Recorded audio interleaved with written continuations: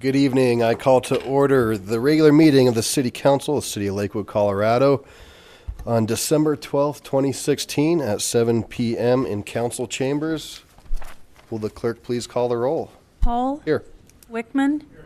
Vincent. Here. Roybal. Here. Harrison. Here. Johnson. Here. Shakti. Here. Abel. Here. Coop. Here. Franks. Here. Gutwein. Here.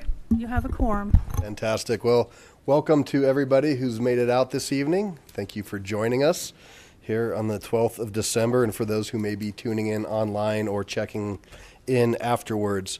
Just a quick note, if you do have a cell phone, if you wouldn't mind putting it on silent, that'd be fantastic. And if you would please join me in, rise and join me in the Pledge of Allegiance and stay standing for a moment of silent prayer. Thank you. I pledge allegiance to the flag of the United States of America and to the republic for which it stands, one nation, under God, indivisible, with liberty and justice for all.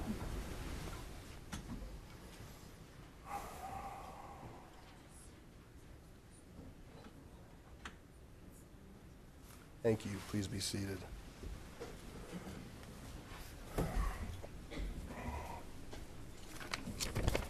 All right. First on our agenda is a presentation. This is fun, and I'm going to come down to the lectern, but I think you'll all enjoy this, and it's a fantastic night to celebrate this. So Friends of Paha, and I'm going to invite Alima, who's the president of the Friends of Paha, to come down and join me. And looks like you're board members.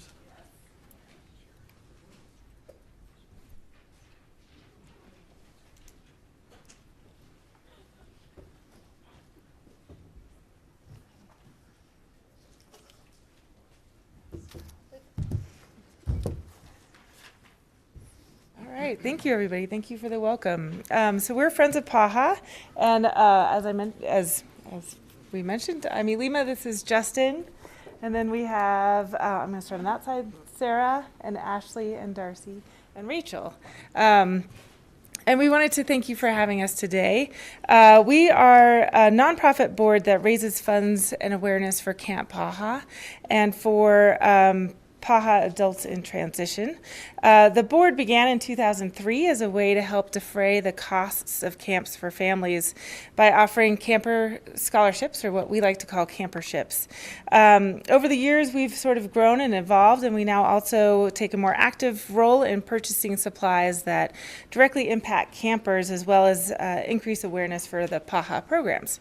We raise funds through grants, donation, fundraisers, and different events like our annual gala Sip, Savor, and Support that we host at your lovely Lakewood Cultural Center in July. And I could tell you more and more about the camp, but I think it's much better when you get to see it. So we have a brief video we'd like to present to you.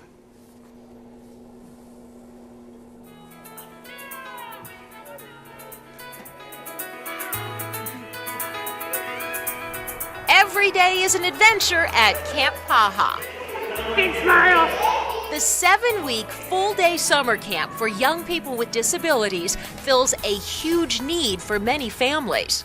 Even though we have a daughter with special needs, we still have the same question at the beginning of every summer when school comes out is, what are we going to do with her all summer long? If Amy didn't go to Camp Paha, she probably would spend more time watching television than she should. I also think she'd be very lonely as well. For many, Camp Paha is life-changing. It's the difference between a summer spent stuck in the house and a summer spent making new memories. And my daughter comes home every day from camp with amazing stories. She's laughing, she's having a great time, and so it's meant a lot to our family. I like Camp Paha because I get to meet a lot of friends. Sure, there are some times that are maybe crazy and there's a lot going on, but it's so much fun, and we just all jump right into it and have a really fun time. It's just awesome working with these guys, just seeing their smiles, seeing them light up, seeing them learn something new and just be super excited about it. Look at all those sparkles. Here, the focus is on abilities, not disabilities. Camp Paha had more field trips, more fun, and basically people that will understand you a lot more. All right, Sophie, let's go. Field trips are fun. They're wild, but they're fun. Some are as adventurous as the imagination. Others provide a serene connection to nature. Whatever the activity, no one is left on the sidelines. It's a safe environment where they're getting all their needs met, which few places can provide all the things that we can as far as needs. So I'm just going to take your temperature real quick. And we have nursing staff and all those things that really give parents the confidence that we can care for their child to the best of our abilities. After identifying the need to foster skills and independence in young adults transitioning out of the school system, the PAHA Adults in Transition program was added to focus on developing young adults into active members of their community. Called PAHA Adults in Transition, or PAT for short. It provides the same summer fun with a focus on skills. It's perfect for young adults like Amy. The staff is great about keeping her on task and focusing her on some of the goals that have been established for her. But no matter the age, campers find a summer of recreation, exploration, and new experiences. It's just a camp where kids just get to be themselves, enjoy themselves, have fun, learn new things, do every activity you could ever imagine. Camp PAHA gets a big boost of support from the nonprofit volunteer board called Friends of PAHA. It raises approximately $45,000 each year for PAHA programs. About half goes to camperships for families in need, the other half for supplies. That could be arts and crafts supplies, that could be new adaptive equipment, supplies for the sensory room, life jackets, anything that the camp can't purchase out of their own budget. That's where our funds come into play. The joy of giving is repaid with unlimited smiles. Just walking through the halls and seeing how much fun there is and the laughter, that really inspires me to do what I do. It's all about enriching lives. Hello, future world. Providing social connections, reaching for challenges, and just plain making summer memories. You guys got a rocket. Ah, crazy. Ready? Move it. For campers, parents, and staff members alike, Camp PAHA scores success stories every summer, one child at a time. Can you get it in there? Yeah, like that. For more information or to register as a camper, go online to lakewood.org/PAHA or call 303-987-4866. To help support a camper, check out friendsofpaha.org or give them a call at 303-987-7146. Camp PAHA is just one of many programs offered through the City of Lakewood's RISE program. For additional year-round opportunities, go online to lakewood.org/RISE.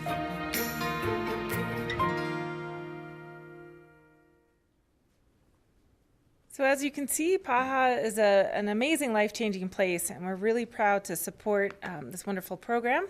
And we'd like to proudly present the city with a check for $36,610. And this money covered camperships and supplies for 2016. So thank you for having us.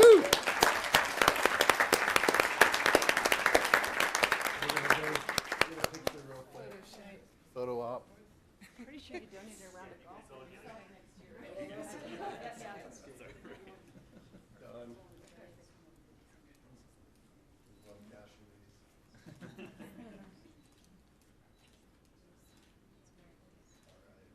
Another round of applause.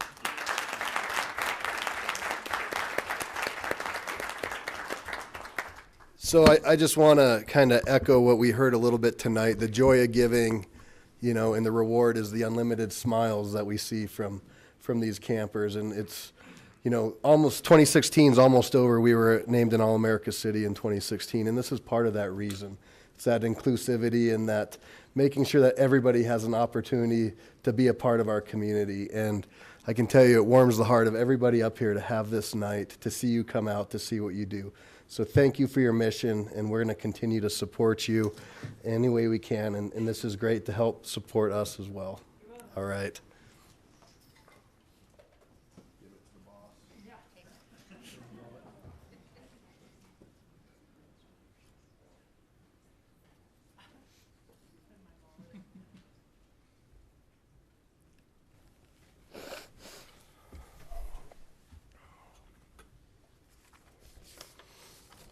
All right, next up we have public comment, and this is the point in the meeting where the public is invited to address the city council on items that did not appear on the agenda. All comments should be directed to the city council.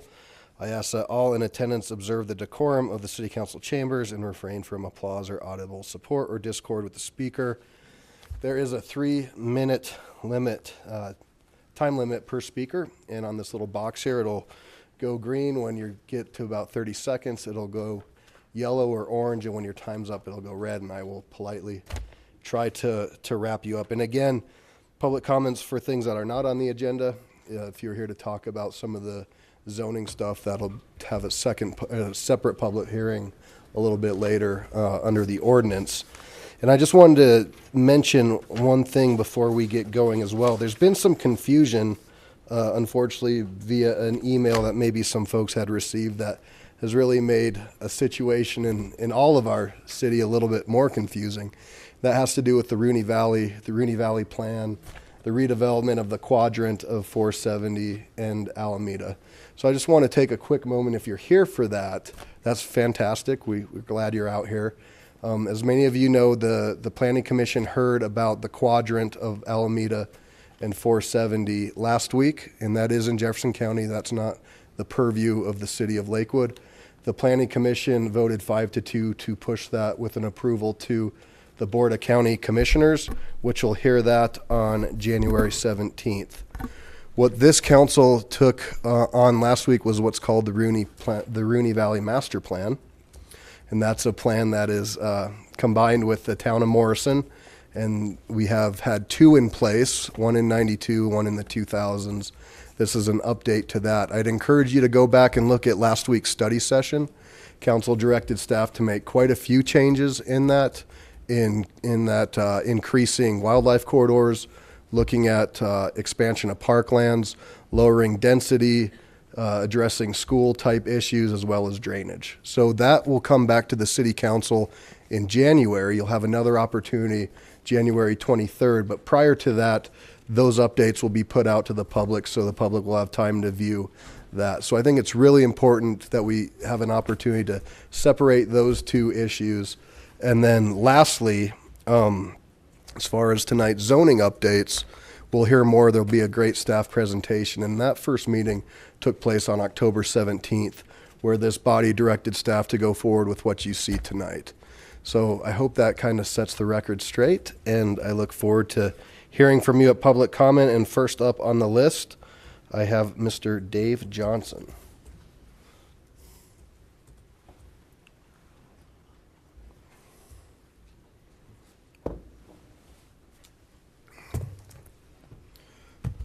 Thanks, friends of Paha. I guess you don't want to hang, but that's cool.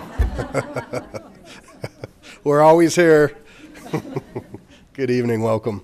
Thank you, and thank you for giving me the time to speak. I've lived on Green Mountain since 1979. Before that, we lived in Central Lakewood since 1964. And I'm very fortunate to live up there. It's been a great place to live. It's been quiet. And I'm more fortunate because I'm retired and I don't have to put up with the traffic that we're running into morning and evening. Tonight was a good example of that, with me just coming home from Colfax, trying to get home to Cedar was unbelievable. And I can only imagine when those units behind Wendy's come to fruition, it's going to be a disaster. I'm more concerned about the infrastructure and what's happening. I'm concerned about our schools and accommodating all this. I'm concerned about our fine officers and whatnot. We got one of the best police forces in the entire country as far as I'm concerned. Fire, safety, crime. It seems like all this is just going by the wayside, and the transparency from you folks is just not there. We hear about this, you have a meeting on Thursday, we hear what transpires, it comes out on Friday, and we got to make plans, change our plans to be here on Monday for this. That's not right. That's not enough time. And I'm sorry, but I just, I don't know where to go from here. The density I'd love to be buying a home down there in Rooney Valley, across from the racetrack. That'd be a great place to live. And I know they're going to be moved out of there. You're going to figure some way to get rid of them. I know that's what's going to happen. And that's a big boon to the city of Lakewood, and even though it's not in the city of Lakewood, but they're going to be gone. They're not going to be around anymore. So where are my lights that I'm looking for? Is it Be right in front of you. Yeah, you have a 1 minute. Right here? Are they working? Yeah, it said start. So I might be getting a little more time, right? Oh, yeah. You're at 51 seconds. You know, but behind Wendy's, over there by the VA, and thank goodness the developer backed out across from Foothills, or there'd been more density there. Around schools, which is safety issue, and it's not adding up, folks. I'm sorry, but I've lived here long enough to see it. And I know this is the second regime that's come in, following on the heels of the previous administration of this city, what you want to call it. And I just don't like what I'm seeing. And I'm very unhappy. We're fortunate we're behind Safeway up there. I feel like my wife always when we come home from Alameda, coming up from Bear Creek, she calls that Alameda Pass. It's beautiful. And the scenic area that Rooney is planning down there, that's one of the most scenic highways around this city. And look what we're going to do there now. So, enough said. Thank you, sir. Appreciate you coming out. Miss Tornato, I probably pronounced it wrong. Good evening, welcome. And for the record, we received a letter from you today, maybe, or maybe your husband? Yes, it was from my husband. Okay. Unfortunately, he couldn't be here tonight, so I wanted to sort of just highlight some of the points of his letter and also add to, because... Could you speak into the mic? Sorry. Thank you. I attended the study session last week, and just based on the comments, I wanted to provide some additional public comment or input on that. I would like to voice my preference as a Lakewood Ward 4 resident for the Rooney Valley Master Plan to limit development in the area to the extent possible. Please vote no on annexing for the plan as it currently stands. My husband and I, we participated in the 2 or 3 community planning sessions for the valley. And they essentially just gave us a map and a bunch of cutouts and said, you have to cram as many houses in density into this area as possible within a limited amount of time. And literally we had a person in our group who was so concerned about getting the number of houses in this one area. I mean, that's basically all he did the entire time. I don't really consider that a very comprehensive or appropriate planning session for such a critically important area. So the general sentiment during that process was that the community is not interested in seeing the number of housing units that the market currently says we can absorb. There just is not enough emphasis on trying to preserve some open space or undeveloped land that really contributes to the quality of life that we all have come to enjoy here in Lakewood. I'm a Lakewood native. I grew up not too far from here. I'm not that old, and I can tell you when I went to high school, you used to be able to look out from the library and you saw all horse property. All the area that I grew up in was all mini farms with sheep and llamas and big, beautiful cottonwood trees, and that is all gone. It is all very dense housing now. So open space and undeveloped land is an increasing valuable and precious commodity. And I would also like to say that I think there was a comment that there was a local ballot initiative in 1997 that failed to preserve additional open space. I don't think you can really look to a ballot initiative from almost 20 years ago as a way to gauge the public sentiment for wanting or supporting more open space in this area, which Green Mountain is sort of already being loved to death. And if you add 4,000 more residents in this area, I mean, what's going to happen to our existing trails? I'm just very concerned. So I would please ask you to take the time to consider quality of life for the residents, and please don't just vote to increase density. Thank you. Thank you. Thanks for coming out. Ms. Hauser?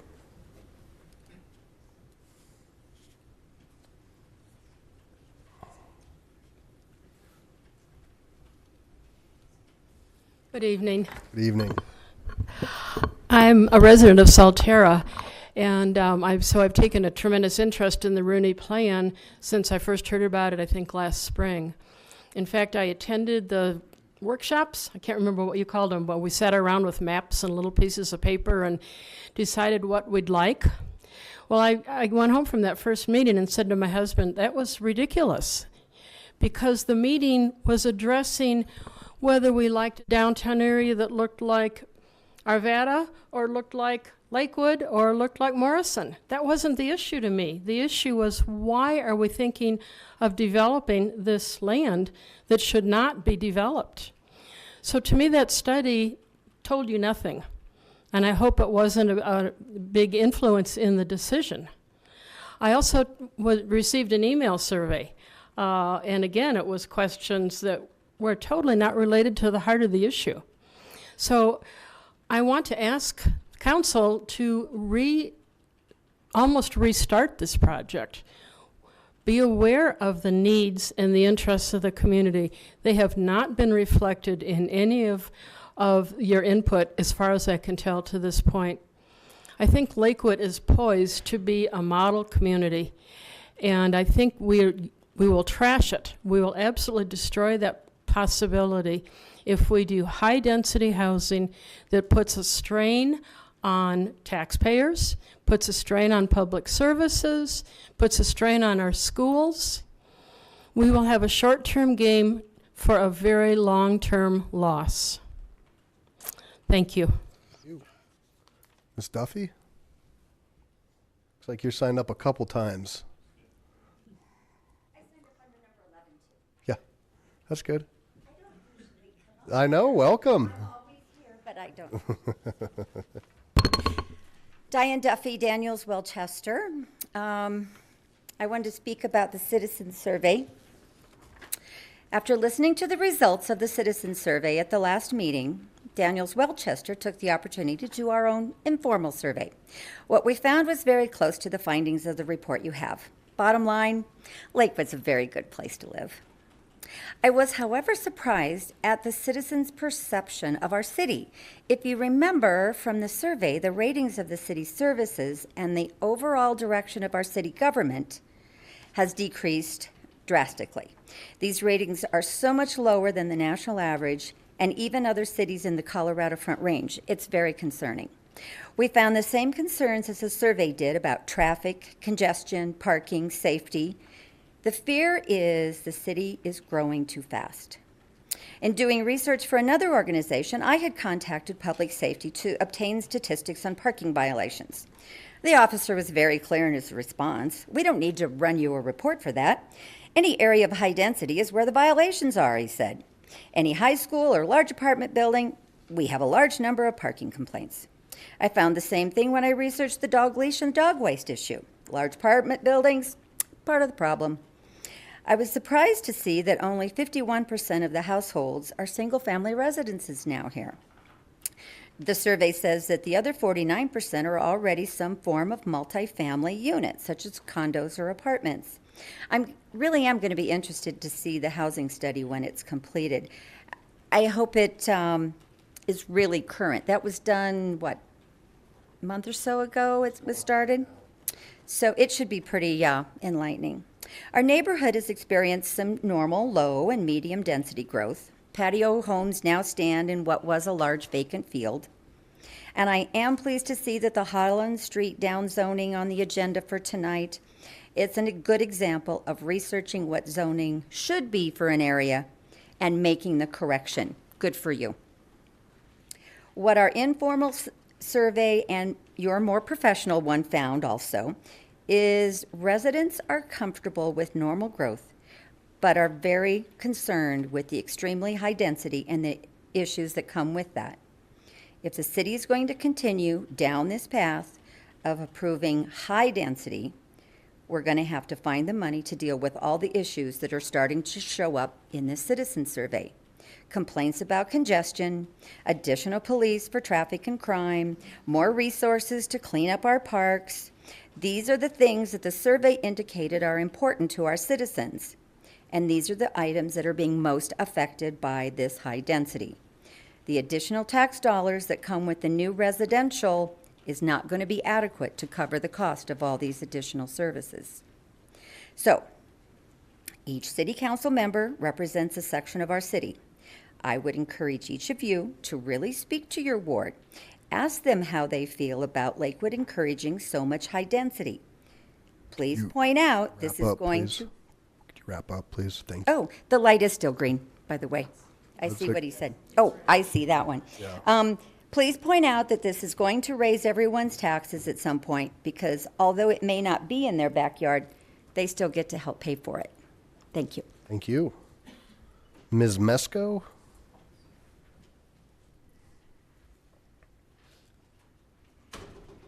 Good evening, welcome. Evening. My fiance and I moved here 3 years ago, and we chose Lakewood on purpose. We could have moved anywhere. He was in Arvada for 25 years, and I've been in Denver, in the Highlands for 17, and before that in Wash Park for 10.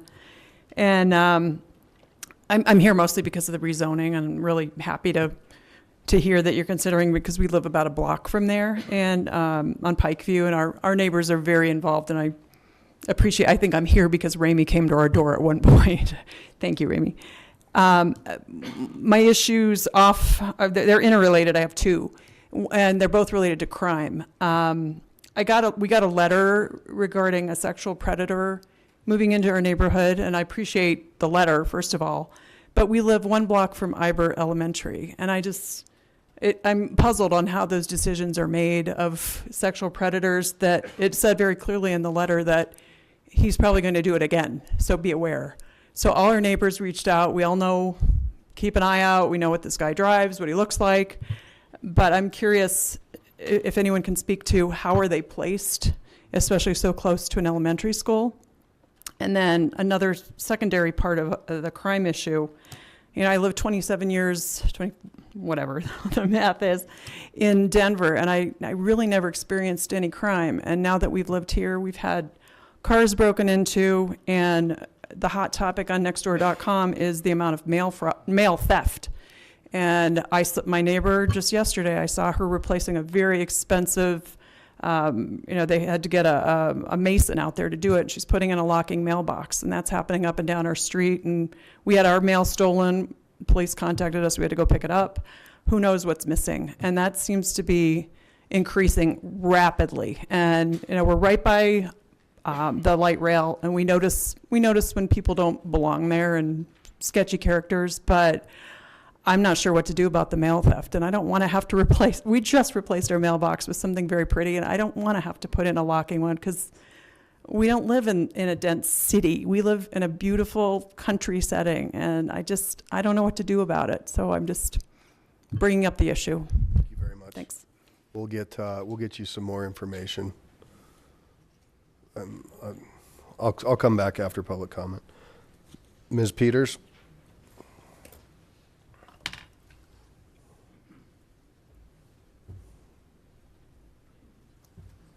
Good evening. Good evening. Welcome. My name's Rhonda Peters, and I think you all received an email that I had sent. I was traveling for work last week, so I thought I would come and make an appearance and discuss some concerns that I have about moving forward with the Rooney Valley Plan. I think many of my concerns echo a lot of what you have heard already, that the density and the traffic. My largest concern that I had brought to the Planning Commission when they were discussing approval of the master plan related to the public infrastructure and the cost that is going to be put on existing residents, especially around schools, but around other services as well. I have, in the process of this, the one good thing is that I've met some great neighbors. A lot of people are really rallying around this issue, coming together. There's a lot of concern here in Lakewood about this plan.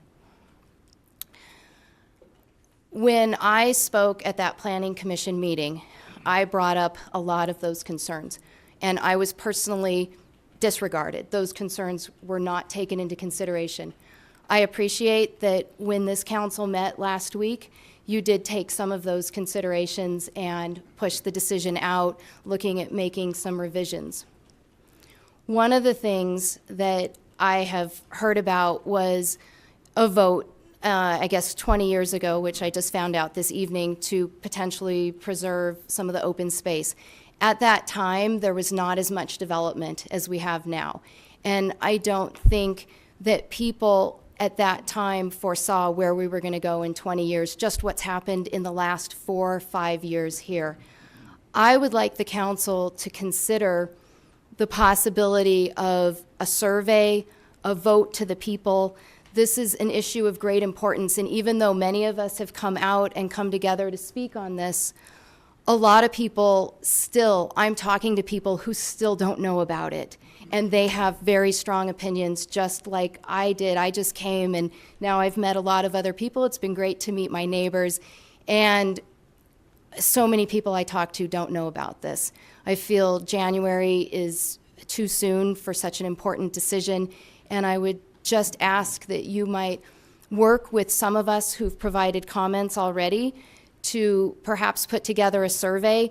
I was definitely concerned when I heard about what took place at the public input meetings with the developer. I did not attend those meetings. I just saw the plan and I looked at it and I said, I definitely have concerns, and I wanted to speak to those concerns and have those concerns addressed. But since I've heard and met other, residents who've attended those meetings, those were not genuine public input meetings. So I would like this council to try and maybe solicit input, maybe from us, questionnaire, and I see my time is out, all right. And maybe try to bring that input in to this next round and looking at moving forward, and all of the folks that have come out and the ones who haven't come out, who aren't aware of this yet, and possibly bring it to a vote. Thank you very much. Thank you. Ms. Dunn? Oh, you're fine. Take your time.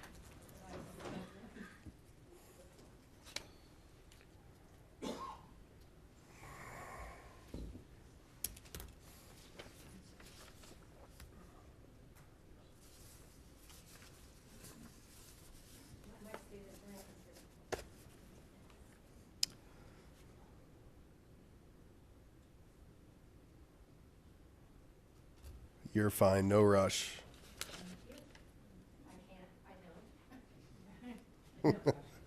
There we go. Good evening. Good evening. This is my first time at Lakewood City Council. My name is Beverly Dunn. I moved into Green Mountain 4 years ago. My daughter and son-in-law live in Lakewood, and about 10 minutes from me.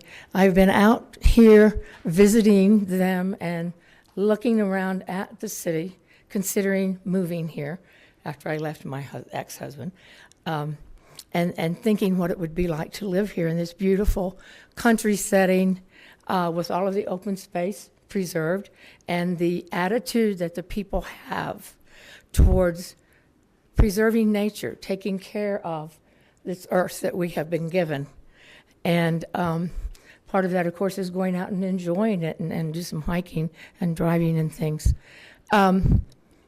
And I have just recently learned about the Rooney Valley.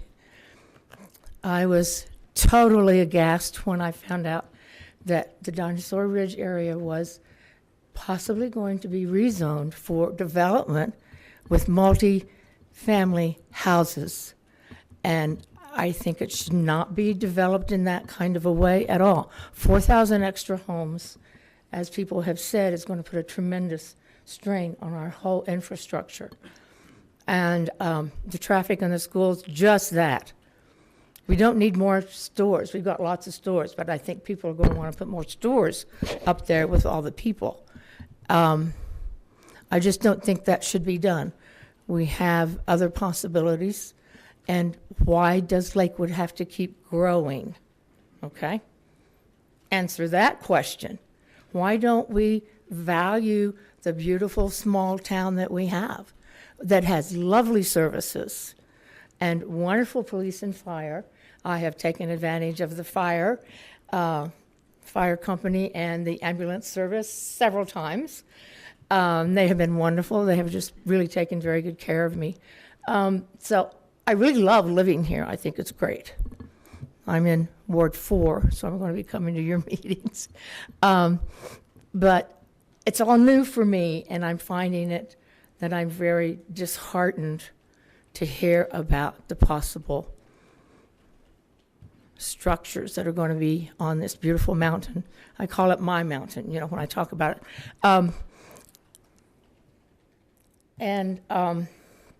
So mostly, that's the most important thing to me, is that this is going to be really a beautiful place to continue living, and for the people who are here to enjoy it. We don't need to draw more people. We don't need a larger tax base.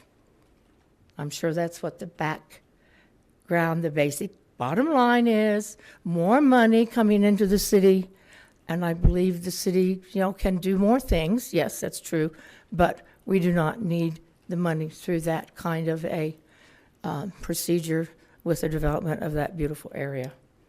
Okay, thank you very much. Thank you. Thanks for coming out. Mm-hmm. All right, so that exhausts the list of folks who've signed up. Anybody else wish to speak on the general? Yes.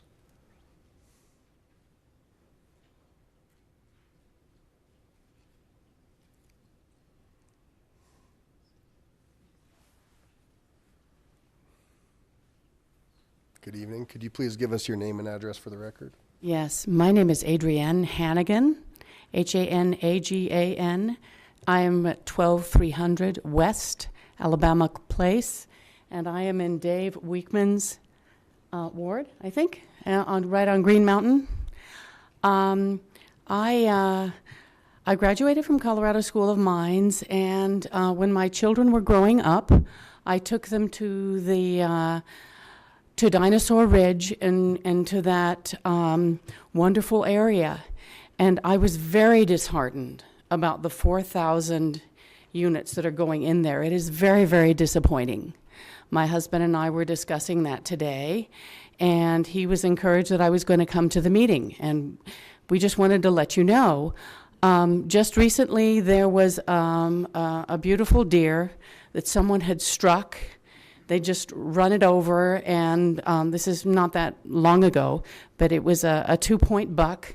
The leg was broken, and the antlers were broken, and nobody had bothered to call it in. It was right near the Green Mountain Boulevard and Union, and I flagged down a police officer to get animal control, and this is, within the past year or so, and this is the problem.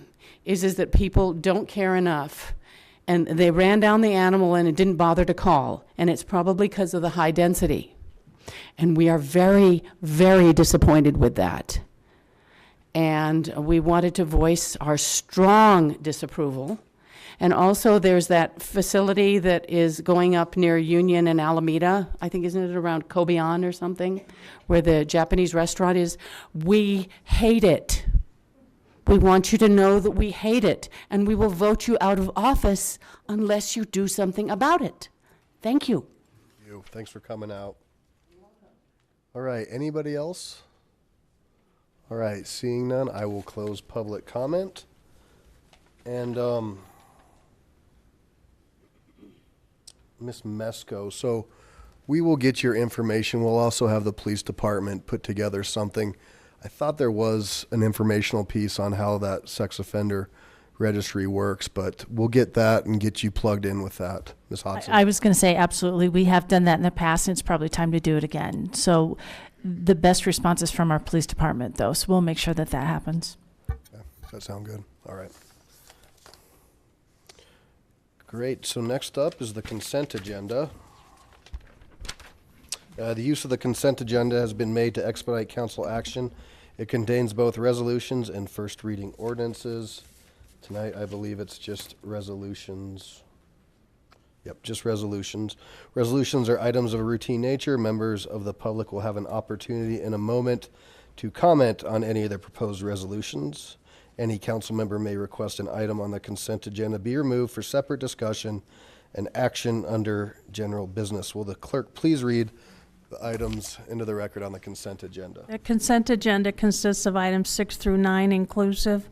Item 6, Resolution 2016-52, supporting a grant application to Great Outdoors Colorado for funding the construction of school play yard improvements for South Lakewood Elementary School, authorizing the execution of the grant agreement if approved, and authorizing an intergovernmental agreement with the Jefferson County R1 School District for the South Lakewood Elementary School play yard project. Item 7, Resolution 2016-53, establishing certain water fees for customers of the City of Lakewood Water Utility. Item 8, Resolution 2016-54, establishing certain sewer fees for customers of the City of Lakewood Sewer Utility. And Item 9, approving the minutes of the regular City Council meeting of November 28th, 2016. Thank you very much. I'll now open the public comment period on the resolutions. I have one person signed up, and that's Tina Kilsmith.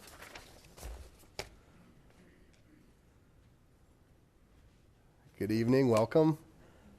I think we might be talking about a park, maybe? Playground. All right, playground. Fun. I'm Tina Kleismith. This is my son, Caden Kleismith. He attends South Lakewood Elementary. This is Sandy Weathers. She's PTA on South Lakewood Elementary, and her daughter as well. I do have a few handouts about our playground and our fundraisers. Hi, Charlie. All right. So South Lakewood Elementary is looking to build a new playground for our kiddos at South Lakewood. There's about 600 kids there, and the playground, from what we can tell, the newest, very, very newest piece is at least 22 years old, and a lot of the equipment dates back to the 50s. When the playground was first built. So what we've done so far is involve the kids in a lot of the design of the new playground we want to build.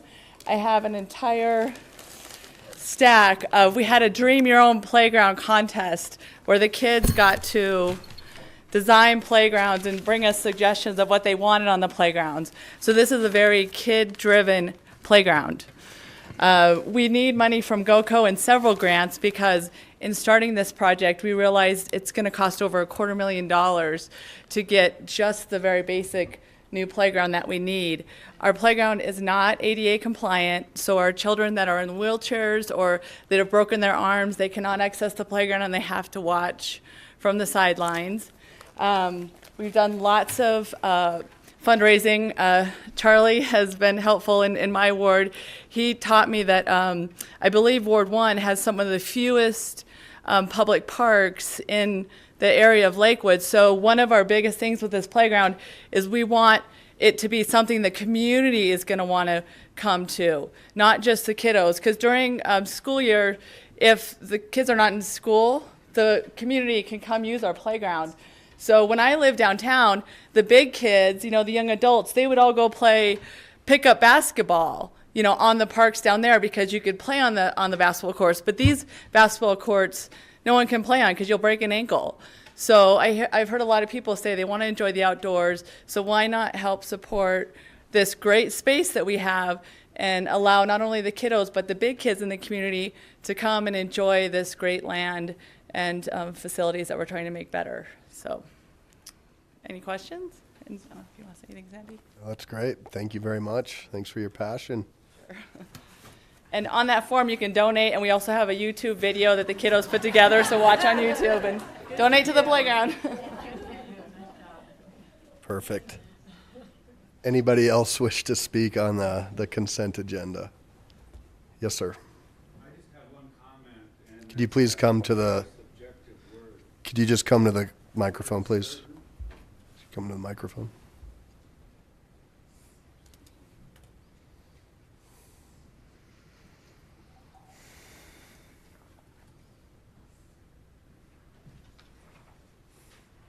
Once again, my name is Dave Johnson, and I just have a question on the resolutions for certain water fees and certain sewer fees. What's behind the word certain? It's pretty subjective. Thank you. If anybody could comment. Anybody else wish to speak? All right, I'll close the public comment.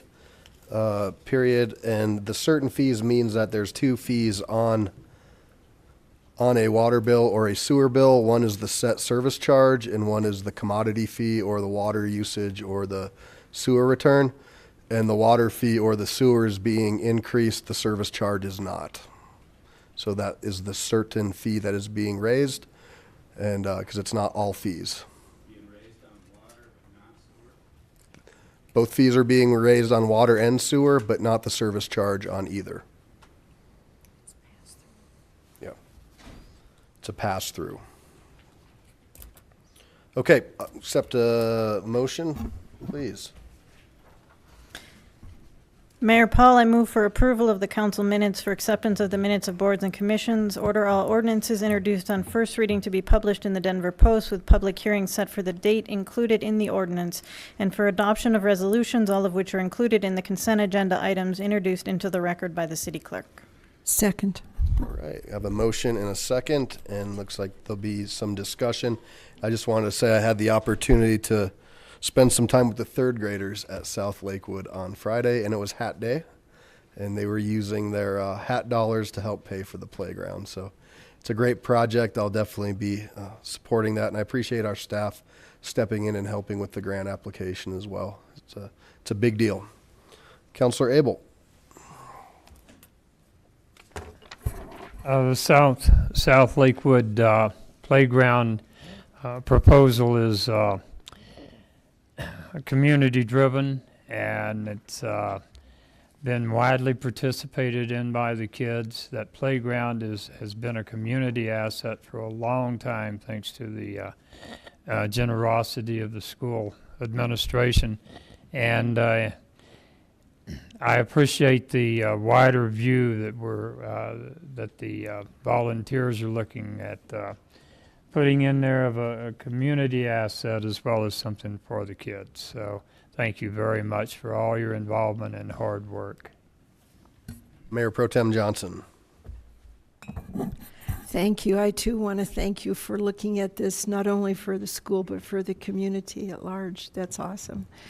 Now, I know we had a little bit of discussion about this, and I'm not sure how it fell down, but I'm in the sewer district as well. Do I need to talk to me, Tim? What's the appropriate thing for a vote here? Yeah, no, as you know, it's a relatively small percentage of the city that's served by these services, and we had one council member who did inquire, do I have to disclose the fact that I own property or I live in within the district? It's always nice to be open and candid about such things, but there are a lot of things that you vote on that you as citizens of the city are affected by as well. So it's really not mandatory to do that. Thank you. I just think it needs to be out there in public. Thank you. Councilor Harrison. Given that, I guess I should say, my office is in the sewer area, but I don't believe that this will affect my vote this evening, so I'll say that. And then the second thing I wanted to do is say thank you to the South Lakewood people. My husband is a native of Lakewood and went to school at South Lakewood and helped plant trees at South Lakewood. So for him, he would be excited to know that you're getting ready to, it's probably the same playground equipment that he played on when he was there. So he'll be really excited to know that it's being updated. So thank you very much. Councilor Gutwein. Just also want to thank you for your hard work. I had the opportunity to work on a community garden at the elementary school in our playground, or in my neighborhood. So I know how much hard work it is to get the community involved, and it just really matters for our kids and for our community. So thank you so much. Councilor Abel. Just wanted to note that I also am in Lakewood Sewer Service District. Is there anybody, there's a lot of people up here. Councilor Coop? Yes, I will be voting to increase my own fees for sewer service. Councilor Vincent? Same, so. All right. And lastly, I will give a plug if you would like to donate. It looks like you could email TMKLISMITH yahoo.com. So there's a little plug if you want to donate to the South Lakewood Playground. And with that, I see no other comments. Please cast your votes. And the consent agenda passes with 11 ayes and 0 nays. Congratulations.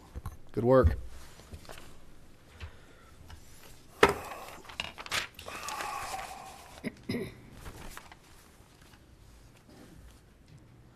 Clerk, please read item 10 into the record.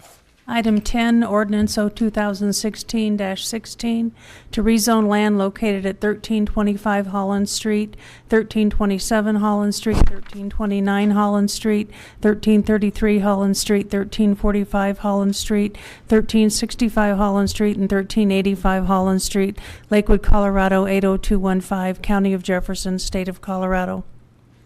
Thank you. And we have a presentation this night by one of our planners, Ms. Kara Mueller. Good evening.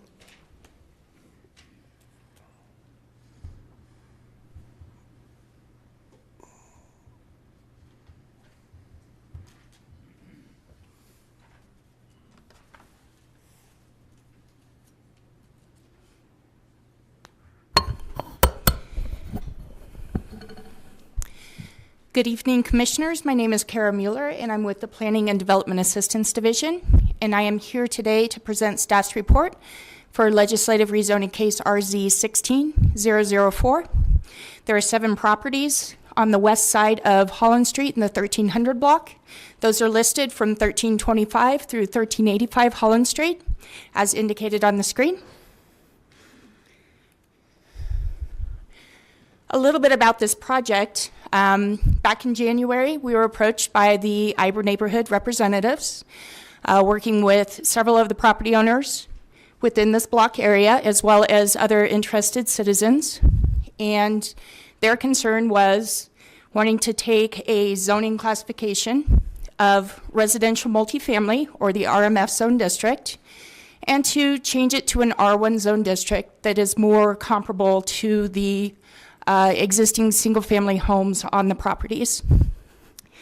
With that, staff worked with the Iber neighborhood and has proposed to legislatively rezone this property from the RMF zone district to the medium-sized lot residential, or R19 zone district. A little out of breath, just rushing back. Take your time. Thanks. So a little bit about this process. That was the intro to it. We did hold 2 neighborhood meetings, the first before the formal application was opened, and a secondary meeting just to go over the land uses that are allowed in the various R1 zone districts, take a look at lot size, lot widths, and really nail down what is the most appropriate R1 zone district. With that, we came to a consensus pretty much with everybody in the rooms to look at the R19 zone district. We then went to Planning Commission on October 19th, and their recommendation this evening is to approve this rezoning application.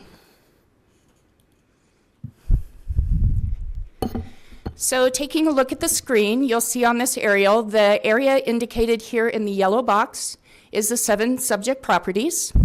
They are south of 14th Avenue, north of the West Light Rail Line, and they are to the east of Independence Street and to the west of Garrison Street. They are located pretty much in the northern portion of the Iber neighborhood, which, when the light rail went through, bisected the neighborhood into a southern and a northern portion. It's kind of a blow up, and from this you can see a lot of the land to the west is vacant. That is zoned RMF and mixed use, which we'll get to in a moment. The property to the north holds office as well as some single-family use. And then to the east, you have single-family residence as well as single-family to the south. This is the zoning classification. As you can see here, currently it's zoned RMF. That allows for multifamily, single-family attached, duplex, attached units such as townhomes, and single-family. The proposal this evening would be to change this to the R19 to be more substantial to the existing land uses. You can see there's lots of vacant land to the west, and we'll get to it in a moment, that is zoned RMF and mixed use. The Lakewood Comprehensive Plan is our guiding document for these decisions. It provides the vision, guiding principles, and it includes a growth area map. But before we get to the growth area map, let's talk a little bit about zoning. Here you can see the addresses on the left-hand side. The approximate lot sizes range from 18,000 square feet to 10,890. The minimum lot size requirement is 9,000 in the R19. The minimum lot size, or lot width, I should say, requirement is 75 feet. They range from 77 feet up to 111. So this zone district will meet the zoning ordinance as far as lot size, lot width. A few other numbers, some of the setbacks. You'll see that they're fairly comparable for single family. And this is a blow up of the growth area map. The area indicated in purple is meant to contain a majority of higher density residential within the city, as well as higher employment. As you can see, the yellow box indicates this property. To the west of it, fairly purple, this is the area for that development. To the north as well, but if you take a look to the east, that is the smaller portion of the Iber neighborhood that was bisected off when light rail went through. What this will do, this zoning, will do a twofold thing. It will not only anchor that growth area line, but it will also support the stable neighborhood that is to the east. There was public notification given. Notice went to all property owners and tenants within 500 feet, and it went to all registered neighborhood organizations within half a mile. It is interesting to note that there's no notification required with a legislative rezoning on the property, so there were no postings, but the notices were mailed and publications did happen per the code. There were 2 neighborhood meetings, as previously stated, one in April and one in August. There has been no opposition to this rezoning request. As a matter of fact, the few phone calls that I did receive, people just wanted to make sure what was happening, and they actually were fairly happy with it. We discussed everything at these meetings from allowed uses and interest in large animals. And that's one of the reasons we settled on R19 as well. If you meet the supplemental standards, you can have large animals. We went over everything from setback requirements and general process. So for a rezoning review, there are 3 criteria: meet the intent of the zoning ordinance. We evaluated the zoning for RMF as well as R19, and this is the most comparable district to go to. Needs to be compatible with surrounding land uses. This is the western edge of that northern portion of the Iber neighborhood, and it is compatible. A lot of these houses have been there, some of them since the 1800s, and there is a want to keep that kind of historic presence. As well as look at the land uses envisioned. It's on the edge of that growth area, and this will help define what is happening in the Iber neighborhood, as well as future higher density development. Is it consistent with the comprehensive plan? Well, we think it is. It does provide that transitional single-family zone district, and it's not going to negatively affect the surrounding uses of the property. By that, the zoning of the RMF to the west, as well as the MNU, there's nothing negative to go to this single-family R1 district as far as development standards on the rights of the property owner to the west. So we do find it's consistent with the comprehensive plan. Once again, the edge of the growth area does 2 things: defines that growth area, and it makes for a stable neighborhood.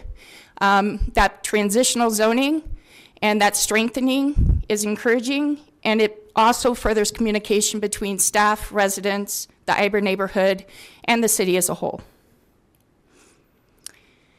Therefore, the findings are: it is in conformance with the intent of the zoning ordinance, is compatible with the surrounding land uses and land uses envisioned in the comp plan, and it's consistent with the comprehensive plan. With that, Planning Commission recommends that the City Council approve rezoning case RZ 16004. Thank you, and I'll be available if you have questions. Thank you very much. Appreciate your presentation. I will now open the public hearing on ordinance 2016-16. Mr. Ditson, you are first, and looks like you have kind of an extended presentation on behalf of the Neighborhood Association.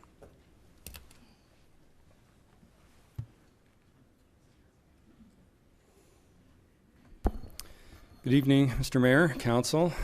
I'm excited to be here to speak with you about this tonight, and it is certainly my privilege to speak for the Iber Neighborhood Association and our position on this. Mrs. Mueller was very thorough in her summary and really touched on many of the points that I would make, but I did want to spend a couple moments going through give you an idea what the personality of this neighborhood is and why it is so important to us to support this matter here. Some of this is already touched on as far as the process that we went through. Circulated a petition in 2015, approached Mr. Parker in January this last year, and he's very accommodating in hearing our request for rezoning these properties and helping us with the process. We thank the city very much for helping us out in that. And of course, we do endorse this, but I wanted to take a moment here to kind of explain for those of you who are not in Ward 1 and 2, a little bit more detail how the neighborhood is laid out here. As was mentioned, first of all, Garrison is to the east of us here, Colfax in the north, Independence on the west, and the light rail line along 13th is to the south. When the light rail was brought in and developed, Holland Street was closed, and what that essentially did was created a very nice driveway for 20 properties here. It's a very nice, quiet, peaceful enclave, and we desire to see that protected given all of the surrounding development pressure that we're seeing as a result of the light rail, the development on West Colfax, and the very large presence of multifamily to the east of us and to be developed to the west. You'll see here that historically in this quadrant in the lower left, this was a property owned by the Pearson family. Had an apple orchard there, and much of that vacant land still remains, but this street slowly developed through the 40s and 50s to what it is today. To the east, there is another apple orchard, and we have a large lot horse properties here still remaining. To the north here, a little historic bit of information is that we believe that many of these homes were relocated from Lowry Air Force Base during World War II, and we're hoping that the historic survey that is in process right now for Iber will bear that out. We're very eager to see what the story is behind these properties here. We've got a mix of commercial converted residences that are now used for office space, some low-scale, low-density type of multifamily here, some office space over in this area. So what we see here, and I failed to mention, the most recent addition to our neighborhood is this cluster of homes, contemporary architecture. It was built in the early 2000s. So what we see here really is a snapshot of the entire Iber neighborhood in miniature. All of the elements that go into what is the Iber neighborhood are really represented by this in this enclave here. And let me get down to the next slide. What I did here was represented, the red R's represent rental properties. And why rentals are important to us is it's a bit of a bellwether for the health of the neighborhood. Much like a temperature is the first indication of a patient's condition, internal condition. So we do keep an eye on the rental rates, and you'll see that on Holland Street, 2 rentals out of 20 homes gives us a 10% rental ratio. In the larger Lakewood Village area here, 7 rentals out of approximately 50 homes. So that gives us a ratio of about 15%. It's important to note that this is below the average rental ratio for the neighborhood. So that alone is a condition that we consider to be very stable. All non-rental properties and some of the rentals as well are very well maintained in this area. There is ongoing investment in the home improvement. We've got a $150,000 addition on Garrison Street underway right now. We had a recently completed renovation of one of the homes on Holland Street to the tune of about $125,000. And various other properties are in various stages of improvement and renovation right now, and preservation, as a matter of fact. There are some old homes in this area. Assessed values continue to increase. The sales turnover is low and above market value. And honestly, we can't see any indications of blight in this part of the neighborhood. So all of these indicators demonstrate to us that we've got a very stable enclave. And really the intention, or the the expectation is that if we would like to keep it that way, for all these reasons, the enclave still retains its identity dating back to its agricultural days. We've got a close-knit community. A lot of family and friends have lived here for many years. I grew up in this area. I've got a schoolmate here that also owns property in this area. So it's still a very tight, close-knit community, and does retain a lot of the historic character of this neighborhood. We would like to see that remain. So our conclusion was really a no-brainer when it came to endorsing this petition, and we're very happy that the city has agreed to apply for this rezoning. We see no benefit in developing these properties as multifamily. It won't fix any problems of blight or anything like that in this neighborhood. And in fact, doing so would really risk tearing apart one of the oldest communities in the Lakewood, in all of Lakewood. So for that reason, we're very much in support of this, and we ask that if you agree, that you will also vote in favor of this application. So thank you very much. Thank you, Mr. Ditson. Nice presentation. Mr. Barch, do you wish to speak?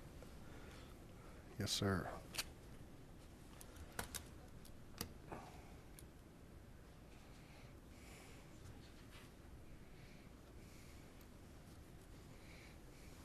Good evening, welcome. My name's Lynn Barch. I live with Garrison and 11th, and I'm familiar with this particular piece of property, and I think it's a fantastic idea to allow the downzoning to a single family. And who knows, maybe it's a bell cow, and there'll be a few more of these, since our neighborhood is really kind of drifting in kind of an unfortunate direction with more and more subsidized housing and increased demands for services, and without corresponding parks. So I give a thumbs up to the idea, and that's really all I had to say. Thank you. Thanks for coming out. Gene Barber. Good evening. Welcome. Just a quick statement. Appreciate and support this ordinance going forward.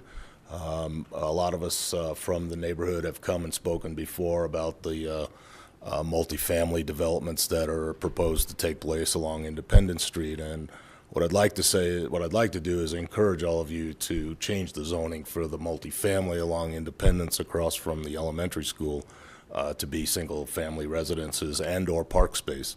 I think the neighborhood's still very much concerned about that, and we really, I think you'll see us in mass if development continues on the multifamily along Independence Street. Thank you. Thanks for coming out.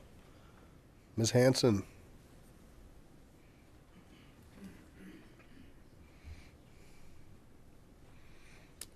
Good evening. Welcome. Hi. Thank you. Is there a place I can set pictures so you can see them? So if you put it right, kind of right there, yep. We can turn on the, there. Well, that was fast. Good evening. My name is Mary Hanson. I live at 1385 Holland Street on the corner of 14th and Holland. I'm grateful to be a part of this rezoning effort in partnership with my neighbors, the community, and the city of Lakewood. Tonight, I would like to share with you a little bit of history. I brought some pictures. The lower picture is my husband's grandma and grandpa, Joe and Elizabeth Pearson. They moved into 1385 Holland Street. They purchased the old Pearson homestead in 1921. Our family has been living in this house, and that's where I live, for 95 years. Very exciting. They moved in, they had 2 children at the time, Carl and Irma. The top picture you see there, as you can see, is the 1946 hay harvest. And this is looking from Independence towards Holland Street, across that field there. Grandpa owned that property, and you can see the barn and the chicken coops in the background. Here's a picture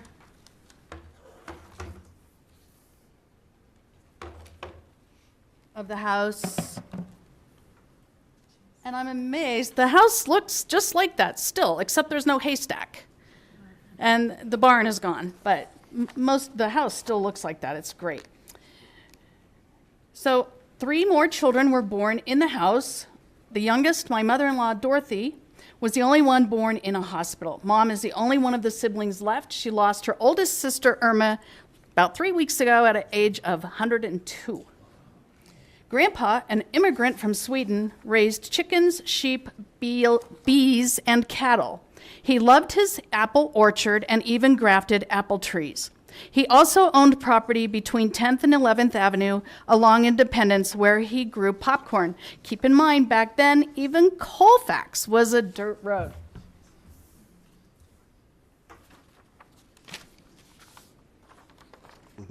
Cut Grandpa's head off there. There we go. When his children got older, Joe Pearson gave them each a parcel of the homestead property on which to build a house. Uncle Ralph lived at 1365 Holland, Uncle Glenn at 1345 Holland. Aunt Lorraine lived behind us at 1390 Hoyt Street, which Hoyt doesn't go through right there. It's just Aunt Lorraine's driveway. But the 2 lots beside Aunt Lorraine were meant for Aunt Irma, who moved to Washington, and for Dorothy, who married Walt Hansen and bought the house across the street where they still live. My husband, Ron, and I live in the old homestead where our family has lived for 95 years, as I mentioned before. What a wonderful childhood Ron's family had along Holland Street. First, his aunts and uncles, playing in the haystacks and meeting at the local ice cream parlor. And then Ron and his cousins who played ball and rode motorcycles around the neighborhood. It's for this reason that I'm here tonight to support the rezoning of Holland Street to single family. Oh, and the field across from Iber Elementary, it's our backyard.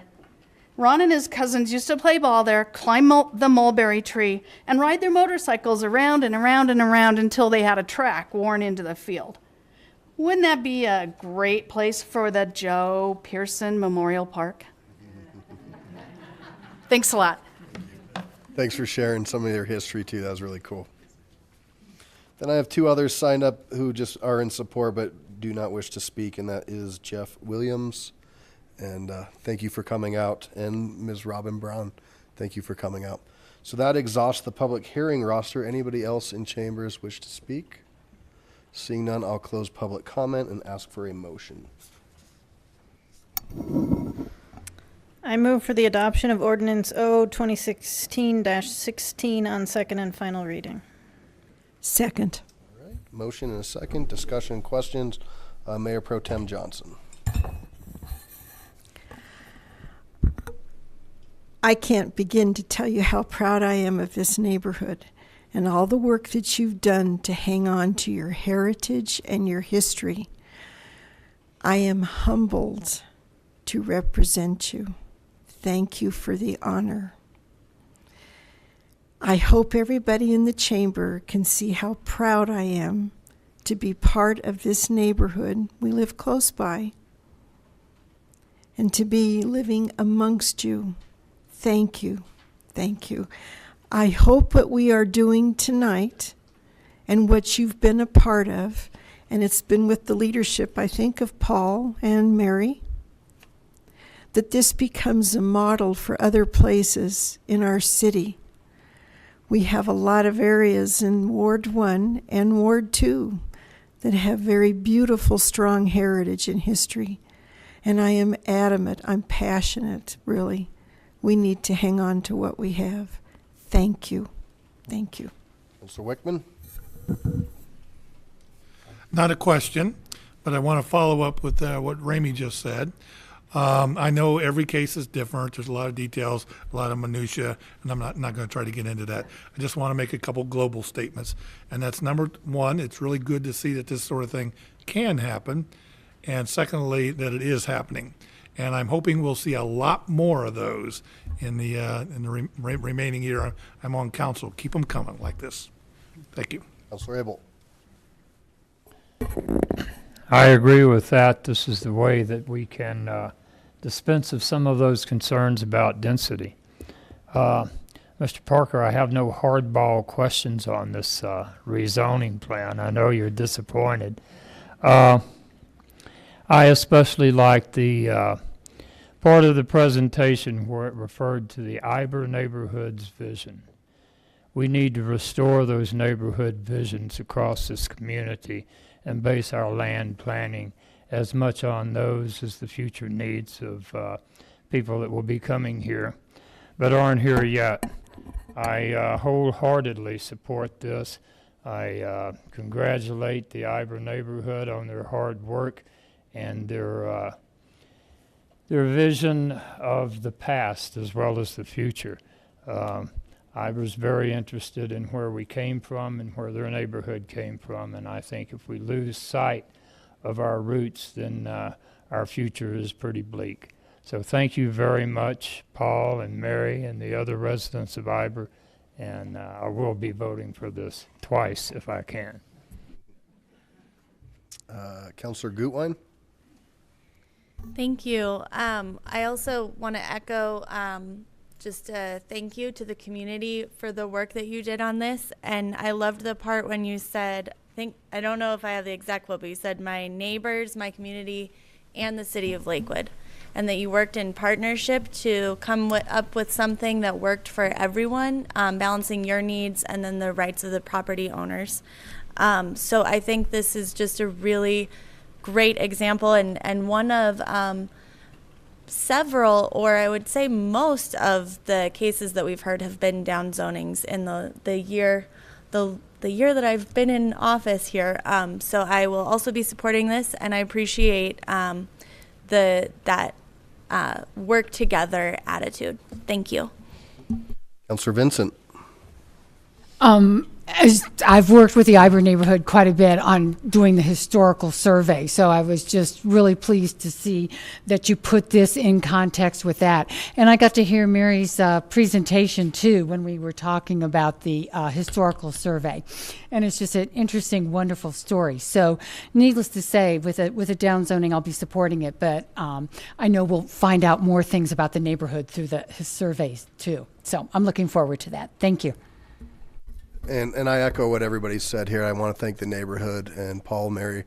You have great advocates in your neighborhood representing you on Iber. They do a great job. They're active, and I appreciate you taking the time to come out. And I also want to thank staff for working with the neighborhood and bringing this to us and getting it done. So with that, I will be supporting. And there's a motion and a second. And I guess cast your votes. Look at that. Passes 11 ayes, 0 nays. Well done. And before we move on to the next item, Ms. Mesko, I was texted our website you can go to. It's lakewood.org/SVP notice.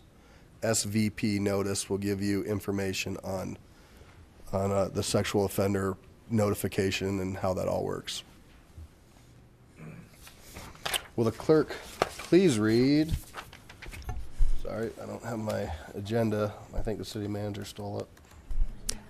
Item 11. 11 into the record, please. I know. Thank you. Item 11, ordinance O 2016-17, amending certain sections of Lakewood zoning ordinance by repealing and reenacting Article 17, the Lakewood zoning ordinance, and adding section 10.33.065 and amending sections 10.33.070 and 10.33.085 of the Lakewood Municipal Code pertaining to food trucks within the city of Lakewood. Thank you very much. And I think there's a lot more to that than food trucks in that definition. And I will turn it over to our staff presentation by Planning Manager Paul Rice. Good evening. I'll just remind folks who may be tuning in, we had our first meeting on this on October 17th, I believe. Is that correct? That's correct. All right.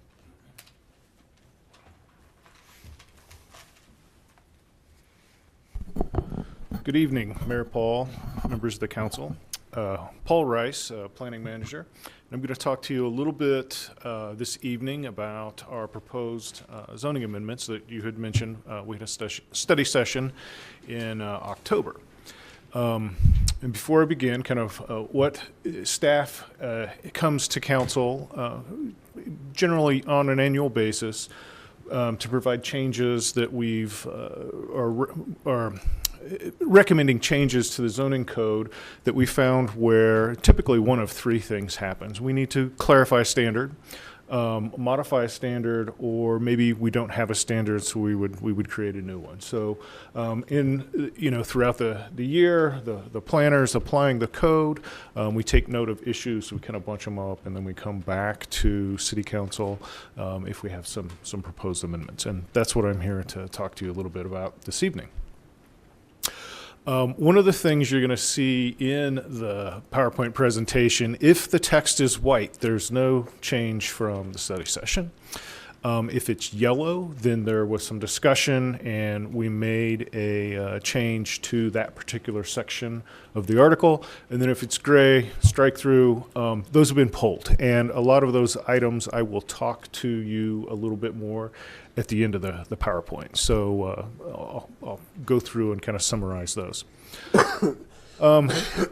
There are now 4 articles where there are no changes. Originally, when I had come to you, there were 3. We're proposing to remove the zone district description changes that was in Article 3. So we now have 4 articles in the zoning code where there are no changes. Article 2 is our procedures and appeals section, and it's kind of the article where on how to process things. And we had 3 changes. We were adding a waiting period back, a comprehensive plan criteria for review for special use, and a design variance. Again, I mentioned Article 3. Those proposed zone district changes, and I'll come back to this. We're going to come back to City Council at a study session.